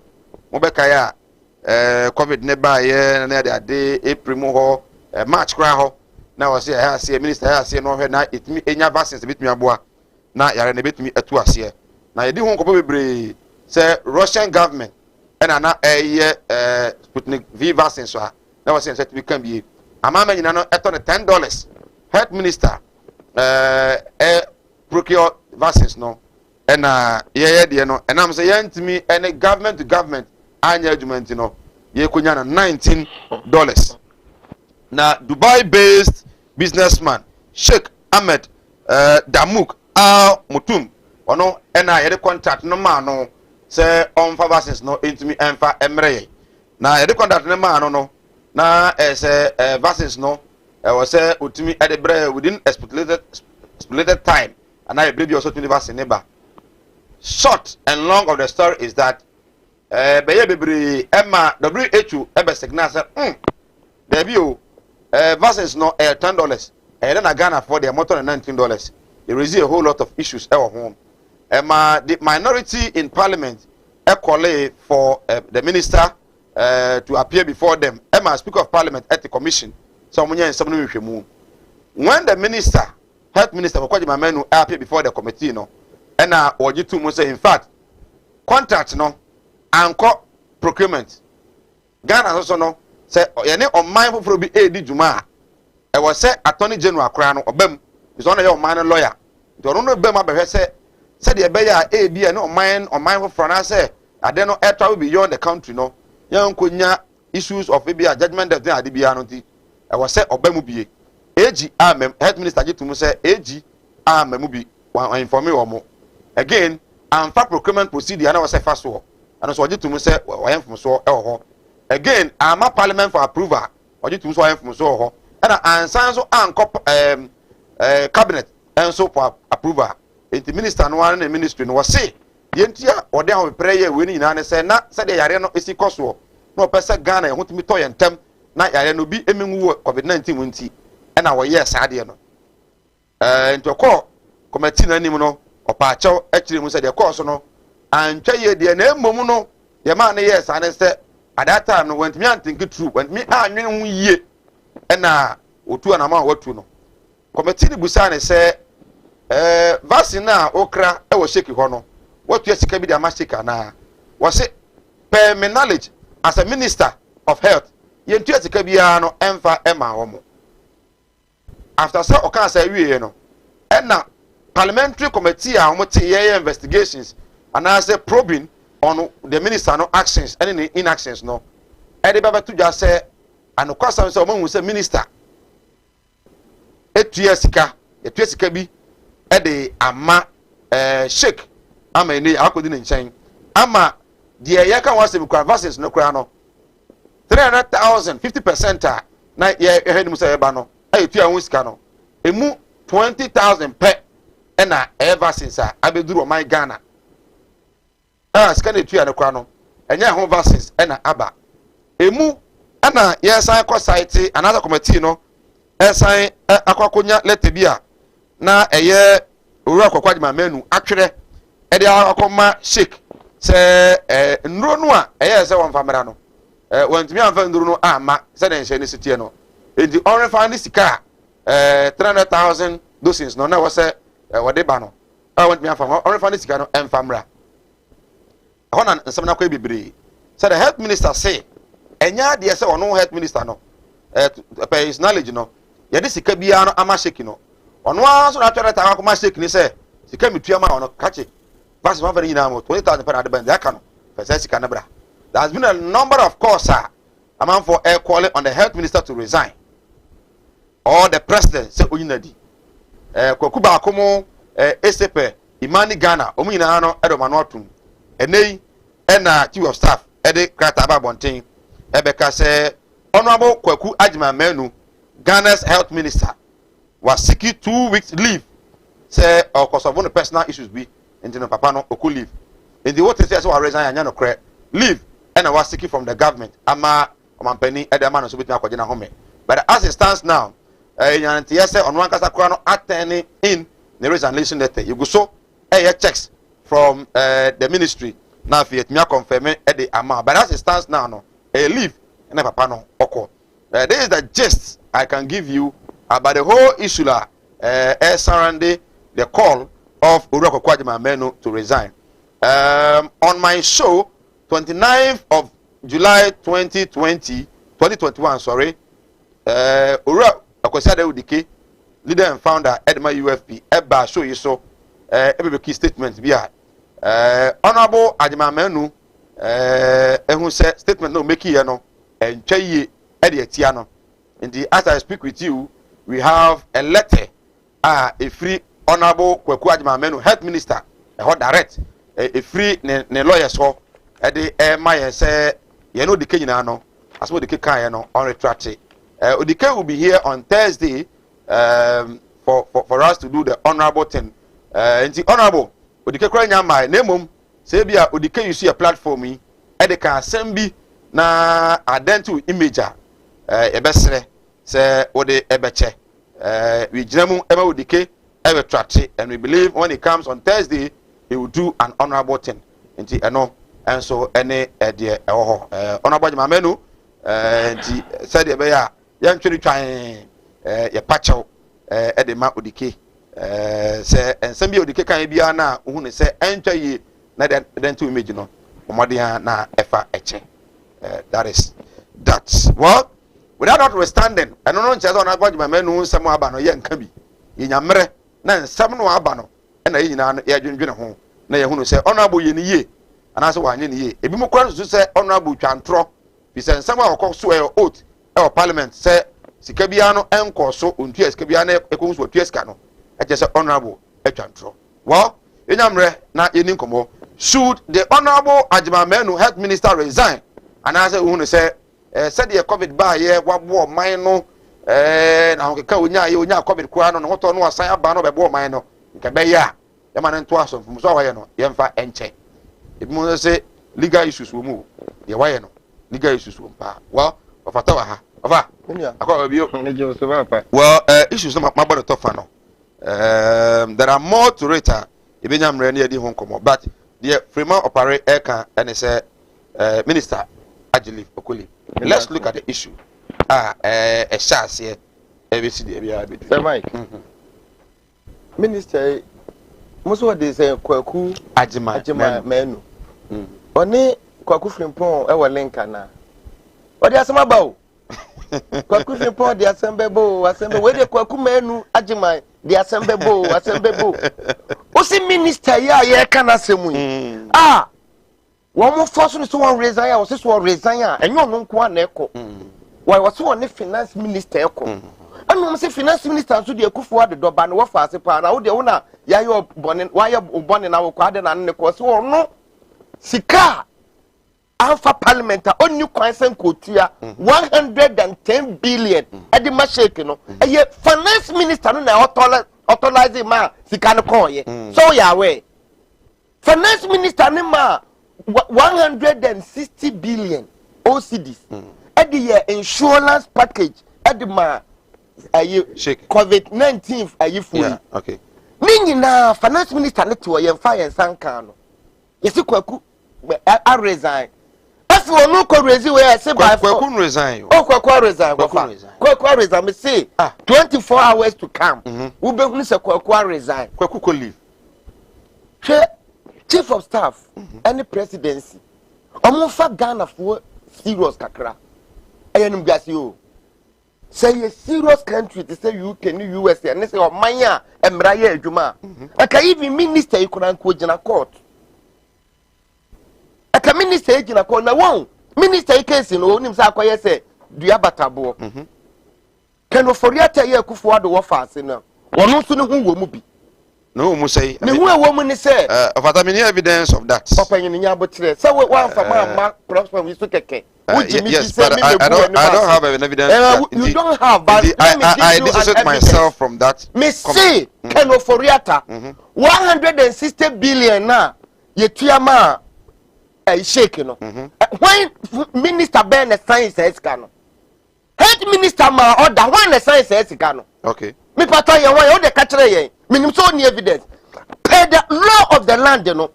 The Minister of Health, a year procurement, and that's all NB area. One a massy canico. And the Minister of Finance, in the me authorize this Sicabra on train will say. The Minister of Health, he catch him some in turn, a rightful money. Nenipana me de command your day, and also your papa and Teosamitia. No, a tears can cost because Minister of Health is one to India. The same kind of variety, Emma, on one company, and insurance enterprise insurance. One more contractor, a year or more year COVID, doctors and nurses in a year, I say, COVID insurance, I had 110 billion all cities. At the moment, on one amount, authorizing any parliamentary approval. And the minister, no motion is all resign. One also, and say, Sabin played as a Bakufu and Chet down for. Bakufu to me, Chet down for. Somebody must watch it down for. And Sana a woman, I don't know what the Maya Dio, and Sana a woman. I don't know any Sacrone woman. And Sacrone, one of my typical finance minister. Eti chama why you sent to adwuma minia no my warfare sabi what young school you be die ekura nim say sabi board etenase na CEO di ade betum anim na board no motwa say board na approve a CEO no ontimi mfa ne pe approve me bo aka chem say me bo okay so ya wo ka say wo be ye say wo banana crew no ka chem say en na ye nye program a wo betima betena say wo ye nye cameraman ne gina yesu so enye producers ne kan ye wa ye let's look at the issues. Should he resign based on the issues and now? Because one, was it he couldn't think through when to me and who ye and sign of the contract no Emma because now pressure I want so to ensure say or minor a yariana amount for you know you. Say Mike, my saw a question about that is one. I one. Well, set me you was here. Say me sorry ya no ma bo minimum bo wasum na pressure better so. Two crime seeking crime, dear. But what time sick, what time to not pay with it, Kumia. Ya do quarter, but catch us because of Bammy Bow to went to me and take it to Yenya on the my Ayabacasa. Number two, who were car. Wouldn't me yes show ya you and make trauma collapse. And I would tell me to cannot diminish and I the cannons walk up Bonnie Pabemi and say Kuomo. Ya beka say because of me who na wo person save minute enipa na wo de ka na bo wo maku wo no so ko free ana enti adenti na saade we kra wo say ye ma na ye debate enye minister na actual letter abre mo say odika be kan sem binti wan retata de ne kokot say minister na ono wakodi dream sa na meka no wan wini o man hu yie na wa plan ne ho I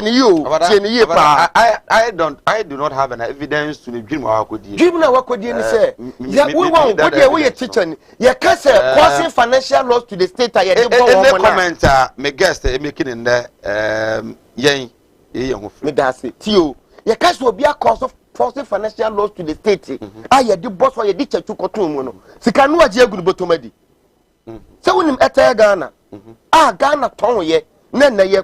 Tatuchi katesika na wadi kwa ye di cause the financial loss to the state no and no so fasuo ana ema etega na wo sisi so ya we de enne etega na Ghana ban akoto Vodafone na ye o man na ade akoto etega na enne me no di so fasuo esu ye ka kire ni sisi kana ye de ma wo ye ka tafa kope oye ma ye enti ye GMPC sika ana wo de akoy afinance anase communication department my first that time na communication department or man $5 billion. That's the strategic category general court to say what causes financial loss to the state because this guy a cast one fan koye no no de beko me no ka say agreement ayi ya papa call to dauda onyina court what this can go ni bottom I can't yeah what this the answer is no which want me ko ba kwa do our man dey abono no and na kire say contract no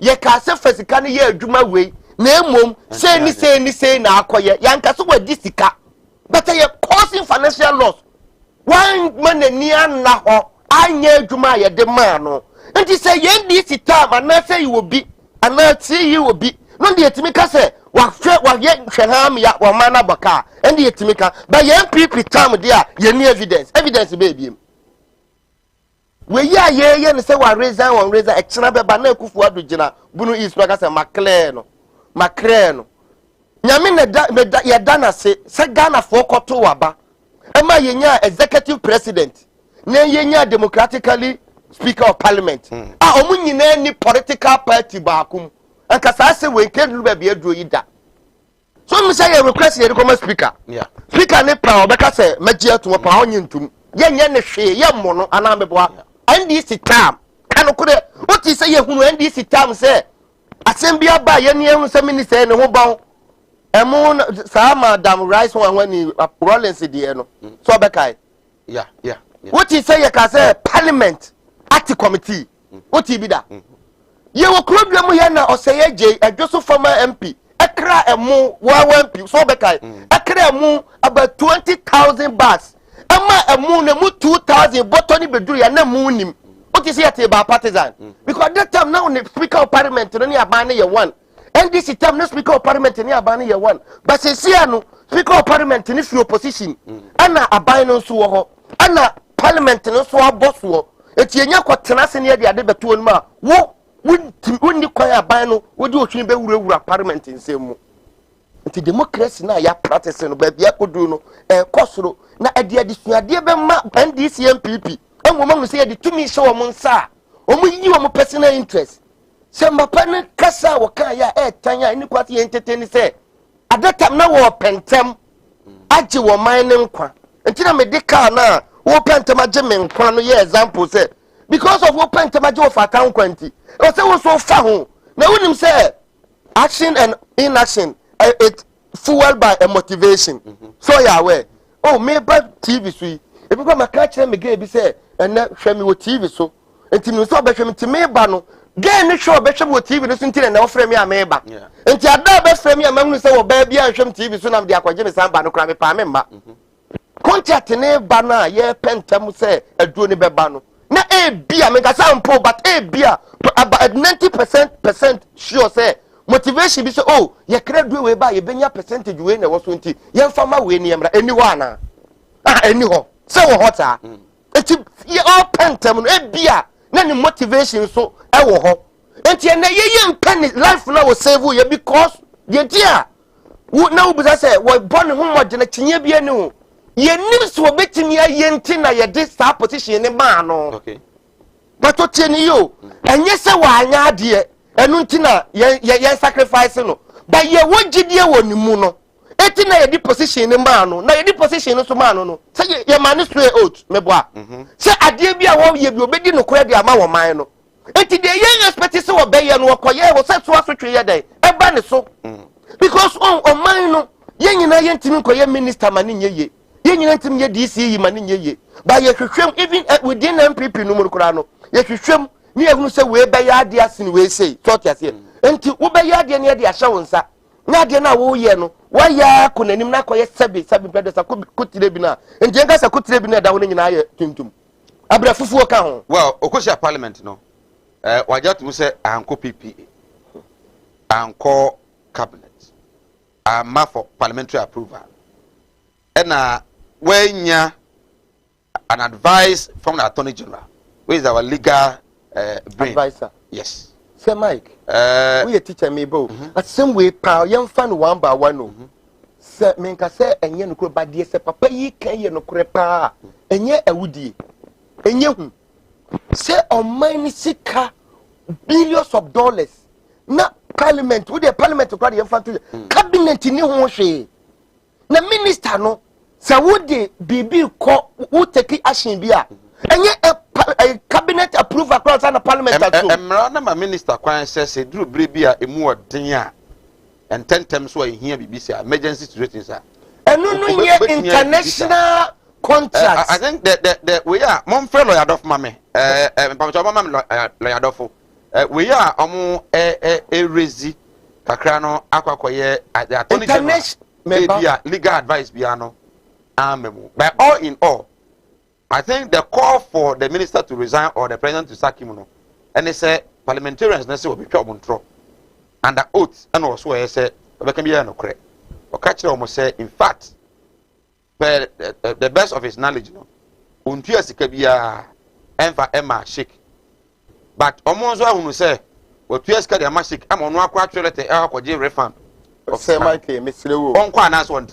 Simple. The fact of the matter is, Sir Obekan Tony and Embamus is here. The Bamuni say, Jumadiana, your dishen and said, we need Jumani. I will not admit to say, a choir of fast or train a hundred. Yes, I wasn't Coyeno. And Tia no much say, a dinner edition is a one to me and ya dinner, no dear. Number one wasn't quite resign. No, baby, I mean, Papa, ni problem wa me sense. Me kaso was you about me sense ni say. Sa contract we no enye ensaba akon contract. But you see an ensaba akon na ye bo na senwem. Finance minister, sika ni otua yo. Say Mike, wo bra ye, say wo ma ye topic. Your data any ade opena ne ya wo no nkrofo age ye no. Wo ma kwa say, mun send the topic we ma wo fata. It's a topic we producer and now cameraman him say enne ofata any nipa semesi na eba enye wo a wo pe anka be ba ye na come say eh na ofata wo na wo ba ye what is about mo maka bi because communication is cost and he say Mike if the ofata ba producers ni ade nyina do ofata ba e wo say Mike ni hu wanimu de but behind the scene no ehinefo na ma ofata ba nti say bi bitum ofata ho a unko na bechew wo de yan fa bibia ntonto se sia mi wo se ye be ye show ni be wie no nye se ofata ko wu Kumawood TV a unko na bechew ye ncho cameraman ye ncho producer ye ncho wan ni visual wan ni phone nyina nka ho enti adenti na enne sa Kumawood nu a odi asem beba no so odi asem ba e mi se Kumawood nu fuwe on de asem beba krodu emu wadenti no no nko na ye bo no so bo enti mi de mi hu say resignation de o sen ko akoda da na se wa nkokora nke ni kwan say aban ma one day kura beto so abra one sake no enti say 2 weeks ya yakaso wonko anya aban na kaso onko ono na a request per the statement majority of Ghanaians and a common sense I can't say papa was so resign na se ko the letter kura ba se me pese me call 2 weeks leave I didn't know what some the man na mon sake no because wanye honorable to resign ne benefit bia no betimi anya enti obi odo wo man no wo be serve wo man no o man se ba bia do wo man na kodo wa ya de ba bia wo odin betimi na koduru ye because se ka betimi atoa so a anka wo ye nhihye ye yi a ede wo kro kotoko ene go face ayi ba ko no de say brekum Chelsea ana ebo ana ko ba penalties ana ye yi kotoko afirim ana go face akobo mu wie ya mo se kotoko emesene ko Africa mbato what bi da but what be that? Kotoko na who dine na se wantimi anyi league ni to Africa na enye ye. Papa na ntimi an serve wo man to the letter baby na e person it is what was enye ye. It one reason so yes so den so reason ya. Aban no nye kokoduro. Na won na kufu ado aban no ya baby a oni kokodu etake decision. Hwe wo ba 4 years nyina reshuffle say no ye. Ahu abysmal results ana won na wo continue ye anu wo kanu. Because the Nipani nye Jumani ye the Home Minister of ye can say Agrek Abejina Parliament to say so program as ya catch say ye top board there for cities. Abansu nim say board there why the bro why den we gare why den. Na se woda so ti ho. Na se ye call election na kolusu a na wo ko bremu electorate na ono to abanu say ma bra board na me pese sesa kono entimi ankwasa. Enti won decision bi wo ho a we mu nyina contribute aban wahwe ase ene woni nguase because baby na kufo do ma me kwa ma no somra ma me ne me wofa lawyer kwa me adofo nkodi nkomo lawyer ote enkan mo adwumre yi ye ne ametu nkra mi say ready adom bibia wako de boko somuso we adom pa lawyer enkomo aye die health minister ne isula aba on the Sputnik V vaccines ana owakraba na entmi amedru ehun sense mebre what here bia many general impression the whole issue surrounding the vaccines no as a lawyer utie the health minister waka and the Ghana for being so cancel on resign. Mamenya who first impression answer. Me and my child, chief for me, or any members of there were two issues, and I say consider. Okay. The legal one and your political angle. Okay. Legal angle, and if you find out whether he has committed any wrong. So when it's about committing any wrong there, and not the law must be followed. Okay. At this stage, you know, I'm saying the only report I why parliamentary report. I'm just saying I did an investigation in here. Yeah. It knew whether he did it willfully and whether he has committed whether has caused financial loss. Okay. The parliament 3D findings which are by NDA. Lanka, if it legally know what will happen. But to say parliament can be here. The we put SCID for one problem not so we keep findings and say where they are lawful and they are not yet who say legally or questions are answer or answer. Okay. Now politically I'm saying it's not good politically because as a man for football out here so far no we have one to me particularly me personally believe any good for the government with the political discussion away from the government and the focus on the hard is on him. Politically there, if it's any good for the government. Right. Something has to be done one way or the other. Okay. Lawyer, you can say Obi a lie under oath. Say Oko Parliament. Oko committee na committee no. Ebusa ne say what years can be at the amount supposed company no. And also there be skabi ankoi. Not later committee ne find out say what years ka amon no akwa no as actually for the refund of the money. Line under oath legally based on parliament no. What tiamra na ebetu na tumu anase ebetu emrade na na. So we lie under oath. And the fellow perjury no. Okay. Perjury a serious offense. They will prosecute you. Na court convict you. Ubuku prison. Wow. It's lying under oath no. A very serious offense. It's at this stage you know the say truth or lie under oath. It means that the attorney general will have to prosecute him before a court, and the court will then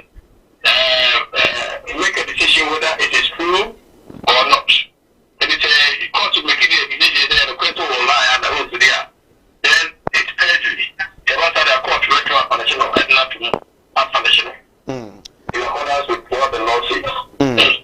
Well, issue see Benina no Adebaku woman say the minister say he couldn't think through when me and you year because now there was pressure on him to save Ghanaians. Say to me enwu. Legally, obet me about this issue. Of course, say ebia me krana me because I wanted to save people. I think I will say a very difficult question because obet me can say that charge me with murder. But I have a defense why I killed. You must have baby to can say but we defense we didn't have the cool. What I can do, we couldn't choose or woman. And I will you. And I know that. Let me say my kuna or soya. Why the way because of what I know and so I can say or can say anything. Everything and I'm really say announce that the we couldn't face. A defense will be a bit more ready. But what it will be accepted by the court law. It's another story. It will depend on the circumstances of the case. Okay. Lawyer, we are dynamic person, but we know you who follow stories a lot. Dear, what tia no free day one ABC there. So when I would two on penny for would you say, sir, on penny any and also with minister for say on one can resign.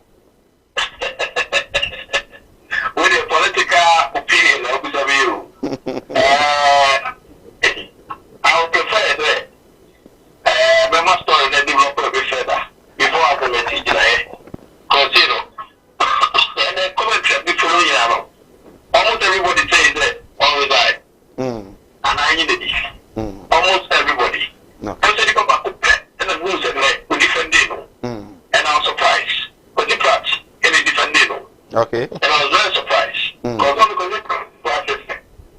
it's not how many come you want to show let them go now. It's not only the master. It is some other people may have also been involved. Okay. And yet, it will not solve the problem. If we all take to resign, we are going to face Kadosue. Because to take government money, no, but I need you. Process steps I need you. HB media, at the moment, no, I'll hold off until I get more information because at the moment, I'm the only information why only today we need that. Okay. But there may be others also involved. I am now inclined to go with Kodiprat or because there could be more people involved and maybe there is a reason why the minister has to do what he has to do. Okay. Right. Lawyer, enyumre ye na sepa se wanyamre ede amene tifo. Good. Lawyer Kwame Adofo, Dominion Chambers ena Ubutu ono ena ina kodi nkomo no. Nti ye ntwa ho sema na ye nyen krato mra ye ba ya beto aso na afia from course. Job training.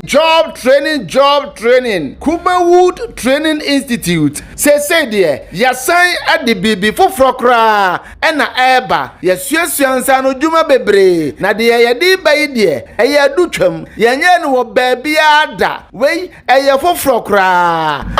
Ike 1 any Kumawood TV akaboma yede ebrewo eyasonko kwansokra ye bekyerɛ wo niam biti say invisible biofield digester eno no yento blog bia ye no form hosa enti uba unhu say ye bibiti say o flash ya na ahye unhu o nanso o flash ya na ahye eno ane efre no invisible biofield digester we onsuan wo babia bra na ye nkyerɛ wo Kumawood Training Institute afei so ye ba ye bibiti say Milo making ye Milo ye de ye tin de ye mpampa de ye niema wo fia no pa no bra ne nkyerɛ se na esi ye Milo eno no wo betimi aye akoton anya sika afri mu afei so se ne ye si de soya beans ye nido bra ne ye nkyerɛ se na esi ye no emani meme mu amaso aware anase wo na odofo biti ho na wo libido no ekofom bra ne nkyerɛ libido drink a wankasa wo bɛyɛ no wo fie na ama wo atenka ɛwɔ mpam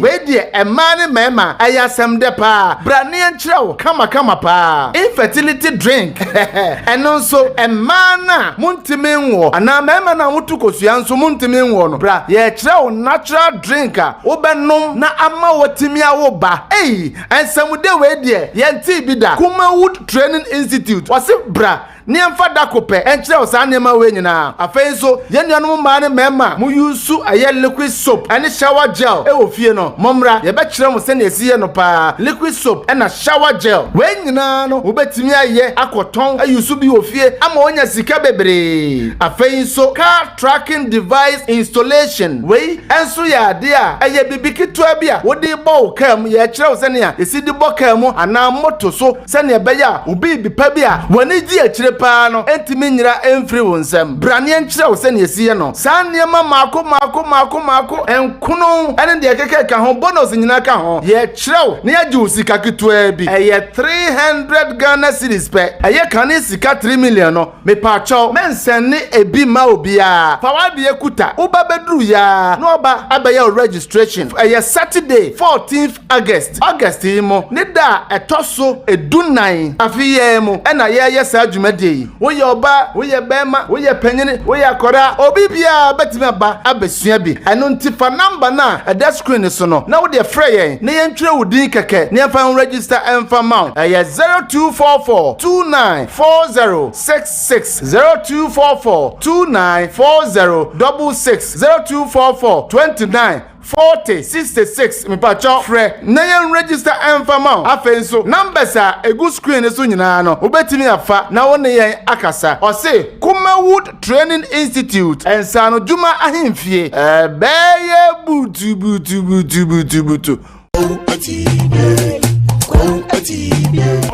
nimudia me manfo ni bintina mo ne yira ebinom be from ho se me o ma asofo nso no mo nya ma asore ma akom obi o ho amene wo kasa isko ka chino wa ya stroke no enko malam se bra ya adwuma memene da okay kwesi da edwoda ebenada okuoda yawada efieda ana menya adwuma na fieda wo beto me yawo so me hwaw because nipa ana wo homeda nyankopon eni homeda okay akwala na wawo no akwala na nya 10 years eko 15 years on nanteda woda fom obi so ho wa akwala na no isonsuo obi so ho so wa akwala right awusia yensan ema okwaba ugoso sinupi here on Kumawood television odwen kire fabra numbers no go screen as na nchakra na ibia komanatum ama wonso otimi afre should the health minister resign Ghana health minister in some working na de koso ina no on resign ana omampani enyina di ana asa wonso se adwuma modern ba obo mo man no during COVID-19 era no e man entrance ana se so be kwa yempe nkrofo bi nka no ho omo ye involve nyina no mina no ye ma omo entumi enko. Was COVID-19 came to Ghana in two major forms. One, it came to kill and destroy the poor. Two, it came to support and increase the business capital of the government officials. Wow. Enoch appear from Jumakon and Enoch de Abba. We see in fact Nanado is a failure. The president has decided to punish those at the border by closing it for other agencies to enjoy by taking bribes before crossing, leaving indigents to suffer. Now, no business is good at Alibu. Only stealing is going on regularly. Fellow Ghanaians, what have we put ourselves into? We, Francis, Dodife Alibu, Eba, and so, I don't know. We say, good evening, Sir Mike. President Akufo-Addo's administration is very funny. How can the minister seek for leave? I'm a Ghana. Teacher Karim, Tepa, birthday boy, or no dear day, Abba, I don't know. Hello, good evening, Sir Mike. Please, Nanado, His Excellency, has promised to recruit NAPCO trainees into the mainstream public sector. Please, Sir Mike, I hope this is not one of his numerous promises. He should not promise and fail NAPCO trainees because trainees have suffered and have made sacrifices for this nation. They should be rewarded. Emmanuel Buama, inside Kote. Hi, Sir Mike. I enjoyed the way you interrogate. You see, the question you asked the lawyer, he said, it's a very difficult question. That is what I expect from you. When will you interview the health minister on all these matters? In fact, Honorable is a good friend of mine. His PRO is a good friend of mine. Just that. Hi, Sir Mike. I support the minister going with the health. Sorry, health. So, no health. So I don't know what you want to say. Going with which minister? Good evening, Sir Mike. The minister must go with others. Who are the others you think you should go with? Ofata? Briefly, what your lawyer? Okay, get to be enough. The lawyer can. Point me make it na no waka. Yeah. Baby, I know me personally. Me nenya adwin or say waka say want me ka na obetwen o twen de. O man baby adru no eye akokodru na ye de gi wo man na si wo. Enyu onu nko a temdin kaka enyu onu nko a na di ska no. So wadi a ana wa mo man na boka enyu onu nko a. Ba oniska. Ah menue. The fact of the matter is yes wo ya de bi na mfom so aba ho ano no kire se wadi me ka so wadi se wadi nanum but ye ka se causing financial loss to the state na ba wo mia na MPP for ti opposition ka se NDC for bo wo man krono na NDC for no boy and dey no marry fan no enye so mu jiska no go mu botomo ba ma ye nhwa mo man na boka ka ye de na minister ye de letter esa ma Ghana for se aye ye ka se Dubai ni say on refund shake ni so on refund this kind Sikane asatera abedu. Emedu. Eti oman ne moka. Those things no the dey hwe ni mo si ensabeka no. Eti oman na foka or causing financial loss to the state. Eye solid eye period. Sikane ba on cause financial loss to the state. Sikane ba da ben. Akodi ni nsem na wodi ye adwuma no. Sheka ja tum se omo receive ne letter ba he no. Na omo find. Wan ka so verify no some the letter me nya there. You see omo beti ne nka obe reply. Na letter ba eye letter no e reply ana eba na nya refund. The money will come. Fine, the money will come there. Investigation be due diligent to bear papa ne ye ansana o message kan nyina akwansa. Me pato wo kai asebi ni adanse a say Mike pato minim say wutie me. Wutwa ho bi na de aya adanse. O ka say na nsan ne ye yo enche yo ana Collins Dauda de ba ya ye kan say edan no yensi 5000 ni wie ye no.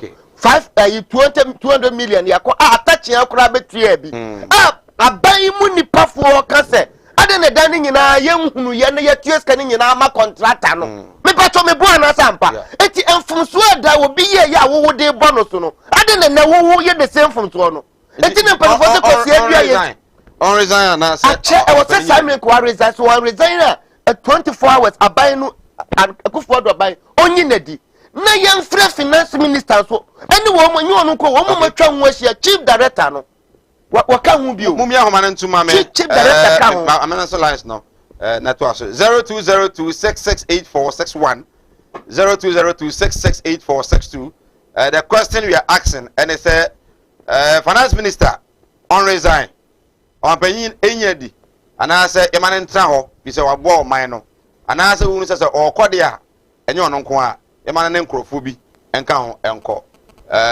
yeti waje nkyere wo ba na wamati woro na kofom na yetimi ato nkan yi Master Joe yencha na nyumre.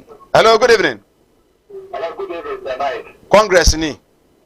Yeah, tonight Congress and the lecture the senior Congress wafata. Good. Na lecture we have Captain Amankwameku. Na okay, we never buy a life to go to the communication officer. Wow.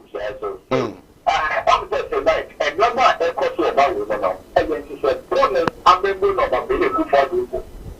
So I got minister, and the country done a photo, we're costing financial loss to the state, and about being good for the prime minister, that was I said, I'm on your way. And number of people about women is Mexican, and that political, is Mexican that came the other day, school for what after continue, I think we change the country, say, we know about being good for the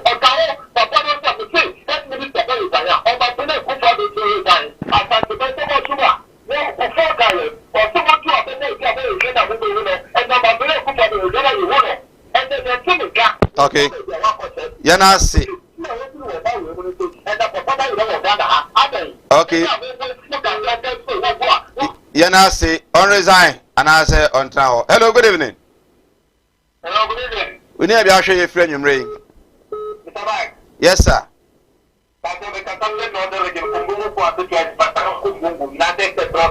Okay, Yentio.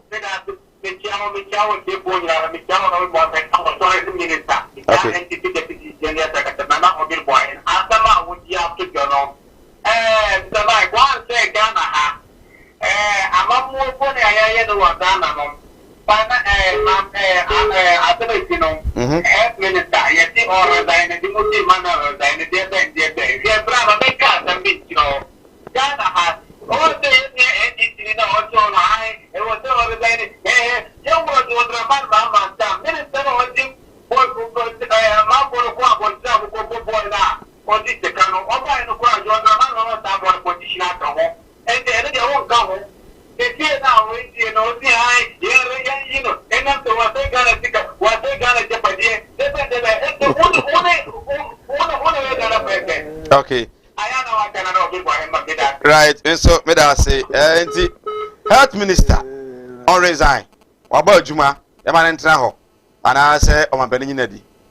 Titia. Hello, good evening. Hello, good evening. Hello. Udine bia ya nyame adomako. Udine bia hwe free. Captain yenti free ma zi anyumre.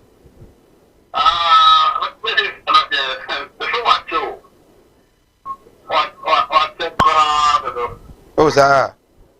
God, will be a no idea, say, you also, also, they say, I did one, if you have the way the code is it's no matter what okay. Okay, answer that. See, answer my Z for you now. You may. Uti mo no osro. Manenko from kra my. Oh ba. No ma uti mo na ko form. Na yetimi ate won kan yi.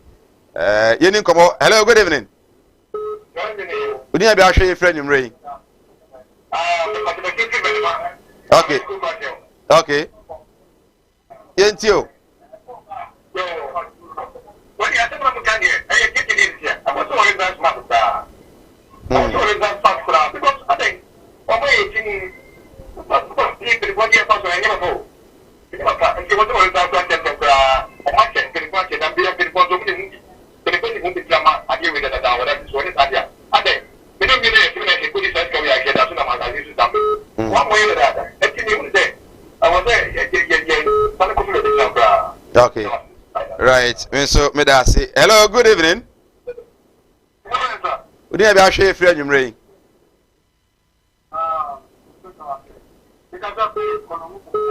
Bo fa kono ngo yenti o.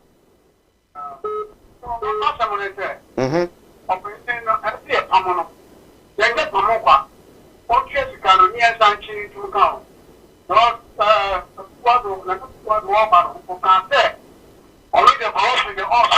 Mhm.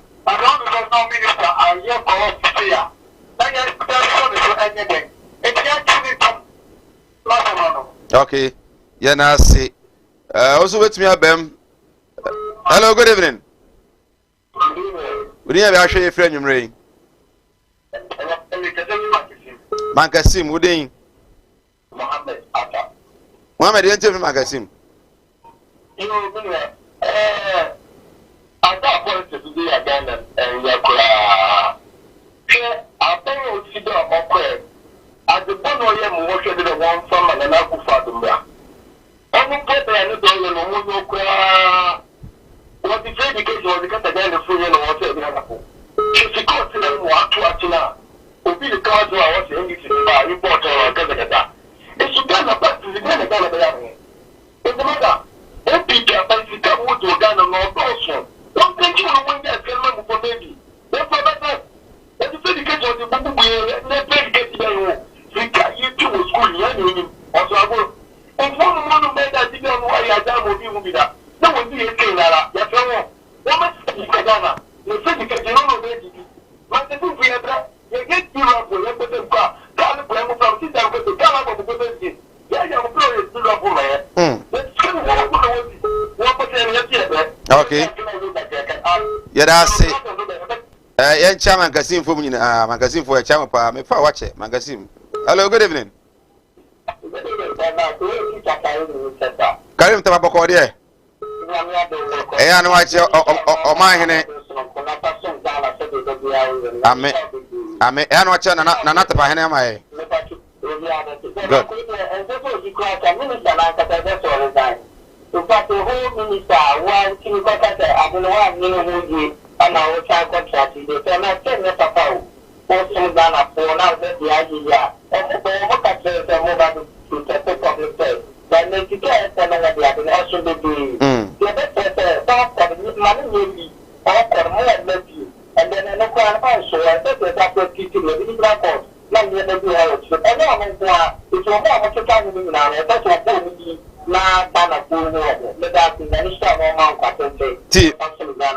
right, T. Men so me da say. Yamre no. Okay. Hello. Good evening. Hello, sir. Dr. Penny. Amen. Good.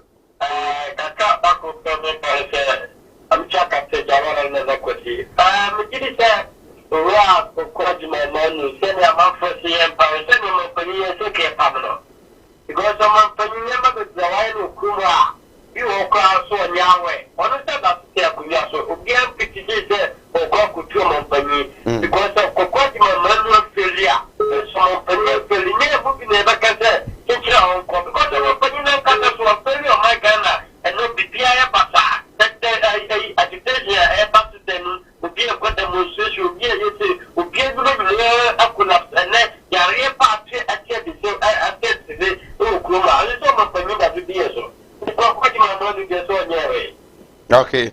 Yeah, that. Well, that group, Edda, Otini, Canon. Well, hello, good evening. Nyame gu switch na na bia hwe free. Offense yentio.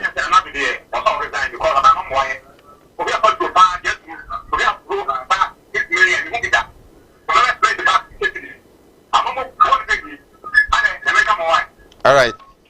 Yemre na yemre, mama yen fancy. Mo am free no madaro mo mfa nche yentimi emfa course bia bio. Yen hwe na yemfa NC. Ofata. Sir Mike. Yeah, sorry. My encha NS Kwekweji. Yes. Benshianov, lecturer, Kumasi Technical University. Aid to the member of parliament for Benshianov. NS Yache Nyumri. Na menchia PRO, Edema Health Minister. Dr. Wakudia, Mechiao, ene Nyumri pa. Dr. Mechiao, Wadaroma, Dana for Sumo Mrs. Kano. Dr. Kokudia. Dr. Asamna so PRO, health minister. On so ya omuntu on so na Sir Mike NPP health committee. Kanya meso atum say unya opportunity pa ni papa ye hia pa anka beka say papa enwu abusua nanim ase enwu constituency nanim ase resign. So o resign a obenya kokodu ama omo ye involve nyina no Ghana for do mani be call so. Or resigning so be save MPP party near Kufuado. Or be save because the resignation will be a better say, papa, why are they why on about thing? But on resign, other than yes, I shall say, Papa, the modern boy about Ghana. On about my menu, you'll be at the near fee. Covered by your head is with me a press conference. I would now call out to say, Nanias in Nano. Like, or yet press conference, Nina, mind waka. Uncle Sumia or mine. No. I just will be our mine. Are you causing financial loss to the state? I don't know the catcher or Uniano. The same thing I hear count. The year can say, Sir, what beer, why ya dear? It's young Kosuama or Mao mine moka. Also, when you say, baby, why ya do bet me on why I could do no. Do you know how your name, your path, you do baby, I want brain into or Yanatroka. Maybe so. What's what calls you? What is your neighbor? I say, oh, yeah, do Nisioni Bogu, Bogu, Unsia, Quantumus, Aquan Head minister, Wabre, Wapim, baby, and yes, and in the bit no Codran or Codrono. And yes, dear, Nene, still one mirror, dear, they create loot and say, I am diabolic, I am deliberate, say, you may see, dear Jamaican. Yes, sir, dear, and brain wa yet dear Juma Nation, sir. Why you Juma could do, baby? I say, you won't say, baby, I can't echo. No, and yet, health minister, any finance ministry. Such amount of money, no. Thank you, health ministry. Thank you, Attorney General. At that then, I may ye in the free assassin we say, corner. Me personally, me need the cabinet. I hear a cabinet in Nimono. Me need, hey, and a command woman, dear, way ye. Dear me, no, me, wouldn't say, I can't say, I'm going to know. Me, Pacho Telemecano, Yabutam, you never fool. I need the Memlana Yamshe. Wouldn't say a case way, and your Ghana buying, and your Ghana media behind a peja you. And international media being a coyer somewhere peer you. 80 millions and thousands of assembly be switch share. Other ministers in the tour will be in peer into young who yet. And to say, ya, my minister, young call leave Gakrana, ne live with them when they are cast on Quajana woman. Near yes, your first ram riders, I want to show back for Babu Guinea. And to me, they made the man who said, they may can you say, Papa on resign. Okay. Now on save one image, any profession, because to be a minister near Sakiwa, a bad record. Okay. But so on resign there again when Yanka can benefit Kakao Benyano, one don't want to fee. Apart from that, you know, so resign we are on manuscript that say was said in the China Contour. Yes, and you know, now I had this idea my work, Chinabu Baby minister, because if a town, Enche, MP, Minister for Environment. Thank you. Mechanic say, my main chair, my sister, Quia, young free, OTM, me na, me mamma back, want to marry Piancy. Me no case, new Holland, Dutchland, Amana Yako, yet the Nabe free Jimoa, Yamia Duma. Many day by week. Okay. When we see what Pians in Chantimary and Pians phone. Okay. Lawson quoted Yako was it the health minister must resign by 15th of this month. Wow. Yemfa is ya bedin. That is a mic. Mentia a Moscow fashions. Amasco, a very good evening. We will be ano Yachiao, Garden City University, Chawana Butu and Chow, and Enumere. On behalf of the entire crew, Deborah, offers what Chow. On behalf of the entire crew, Loretta and Augustina, MCR, VTR. Ochino is the production manager, Bernard there, producer, executive producer, Samuel Kwabena Dakon, and I have a director, Sam Dakus. My cameraman, DOP, Kobe Frank. You ever see Yamia Dumoa, watching 4 to 6. You ever sign Asia, yes, sorry, non song, Malam Mohammed Spiritual Herbal Center, and Malam Ethnas, yes, Senason, say Adibia Baya, Obeying Yamintino, when Yaminso Ebeshrao. Ama faswa baso nti wo dwene a dwene nyame nti adebia nso aye no dwene nyame nti no nyame emfa so emfa inshira nyame enka masajio obito ena antibema ya chiamo ena nyumre yakra mo nyame ya no ochina obati enka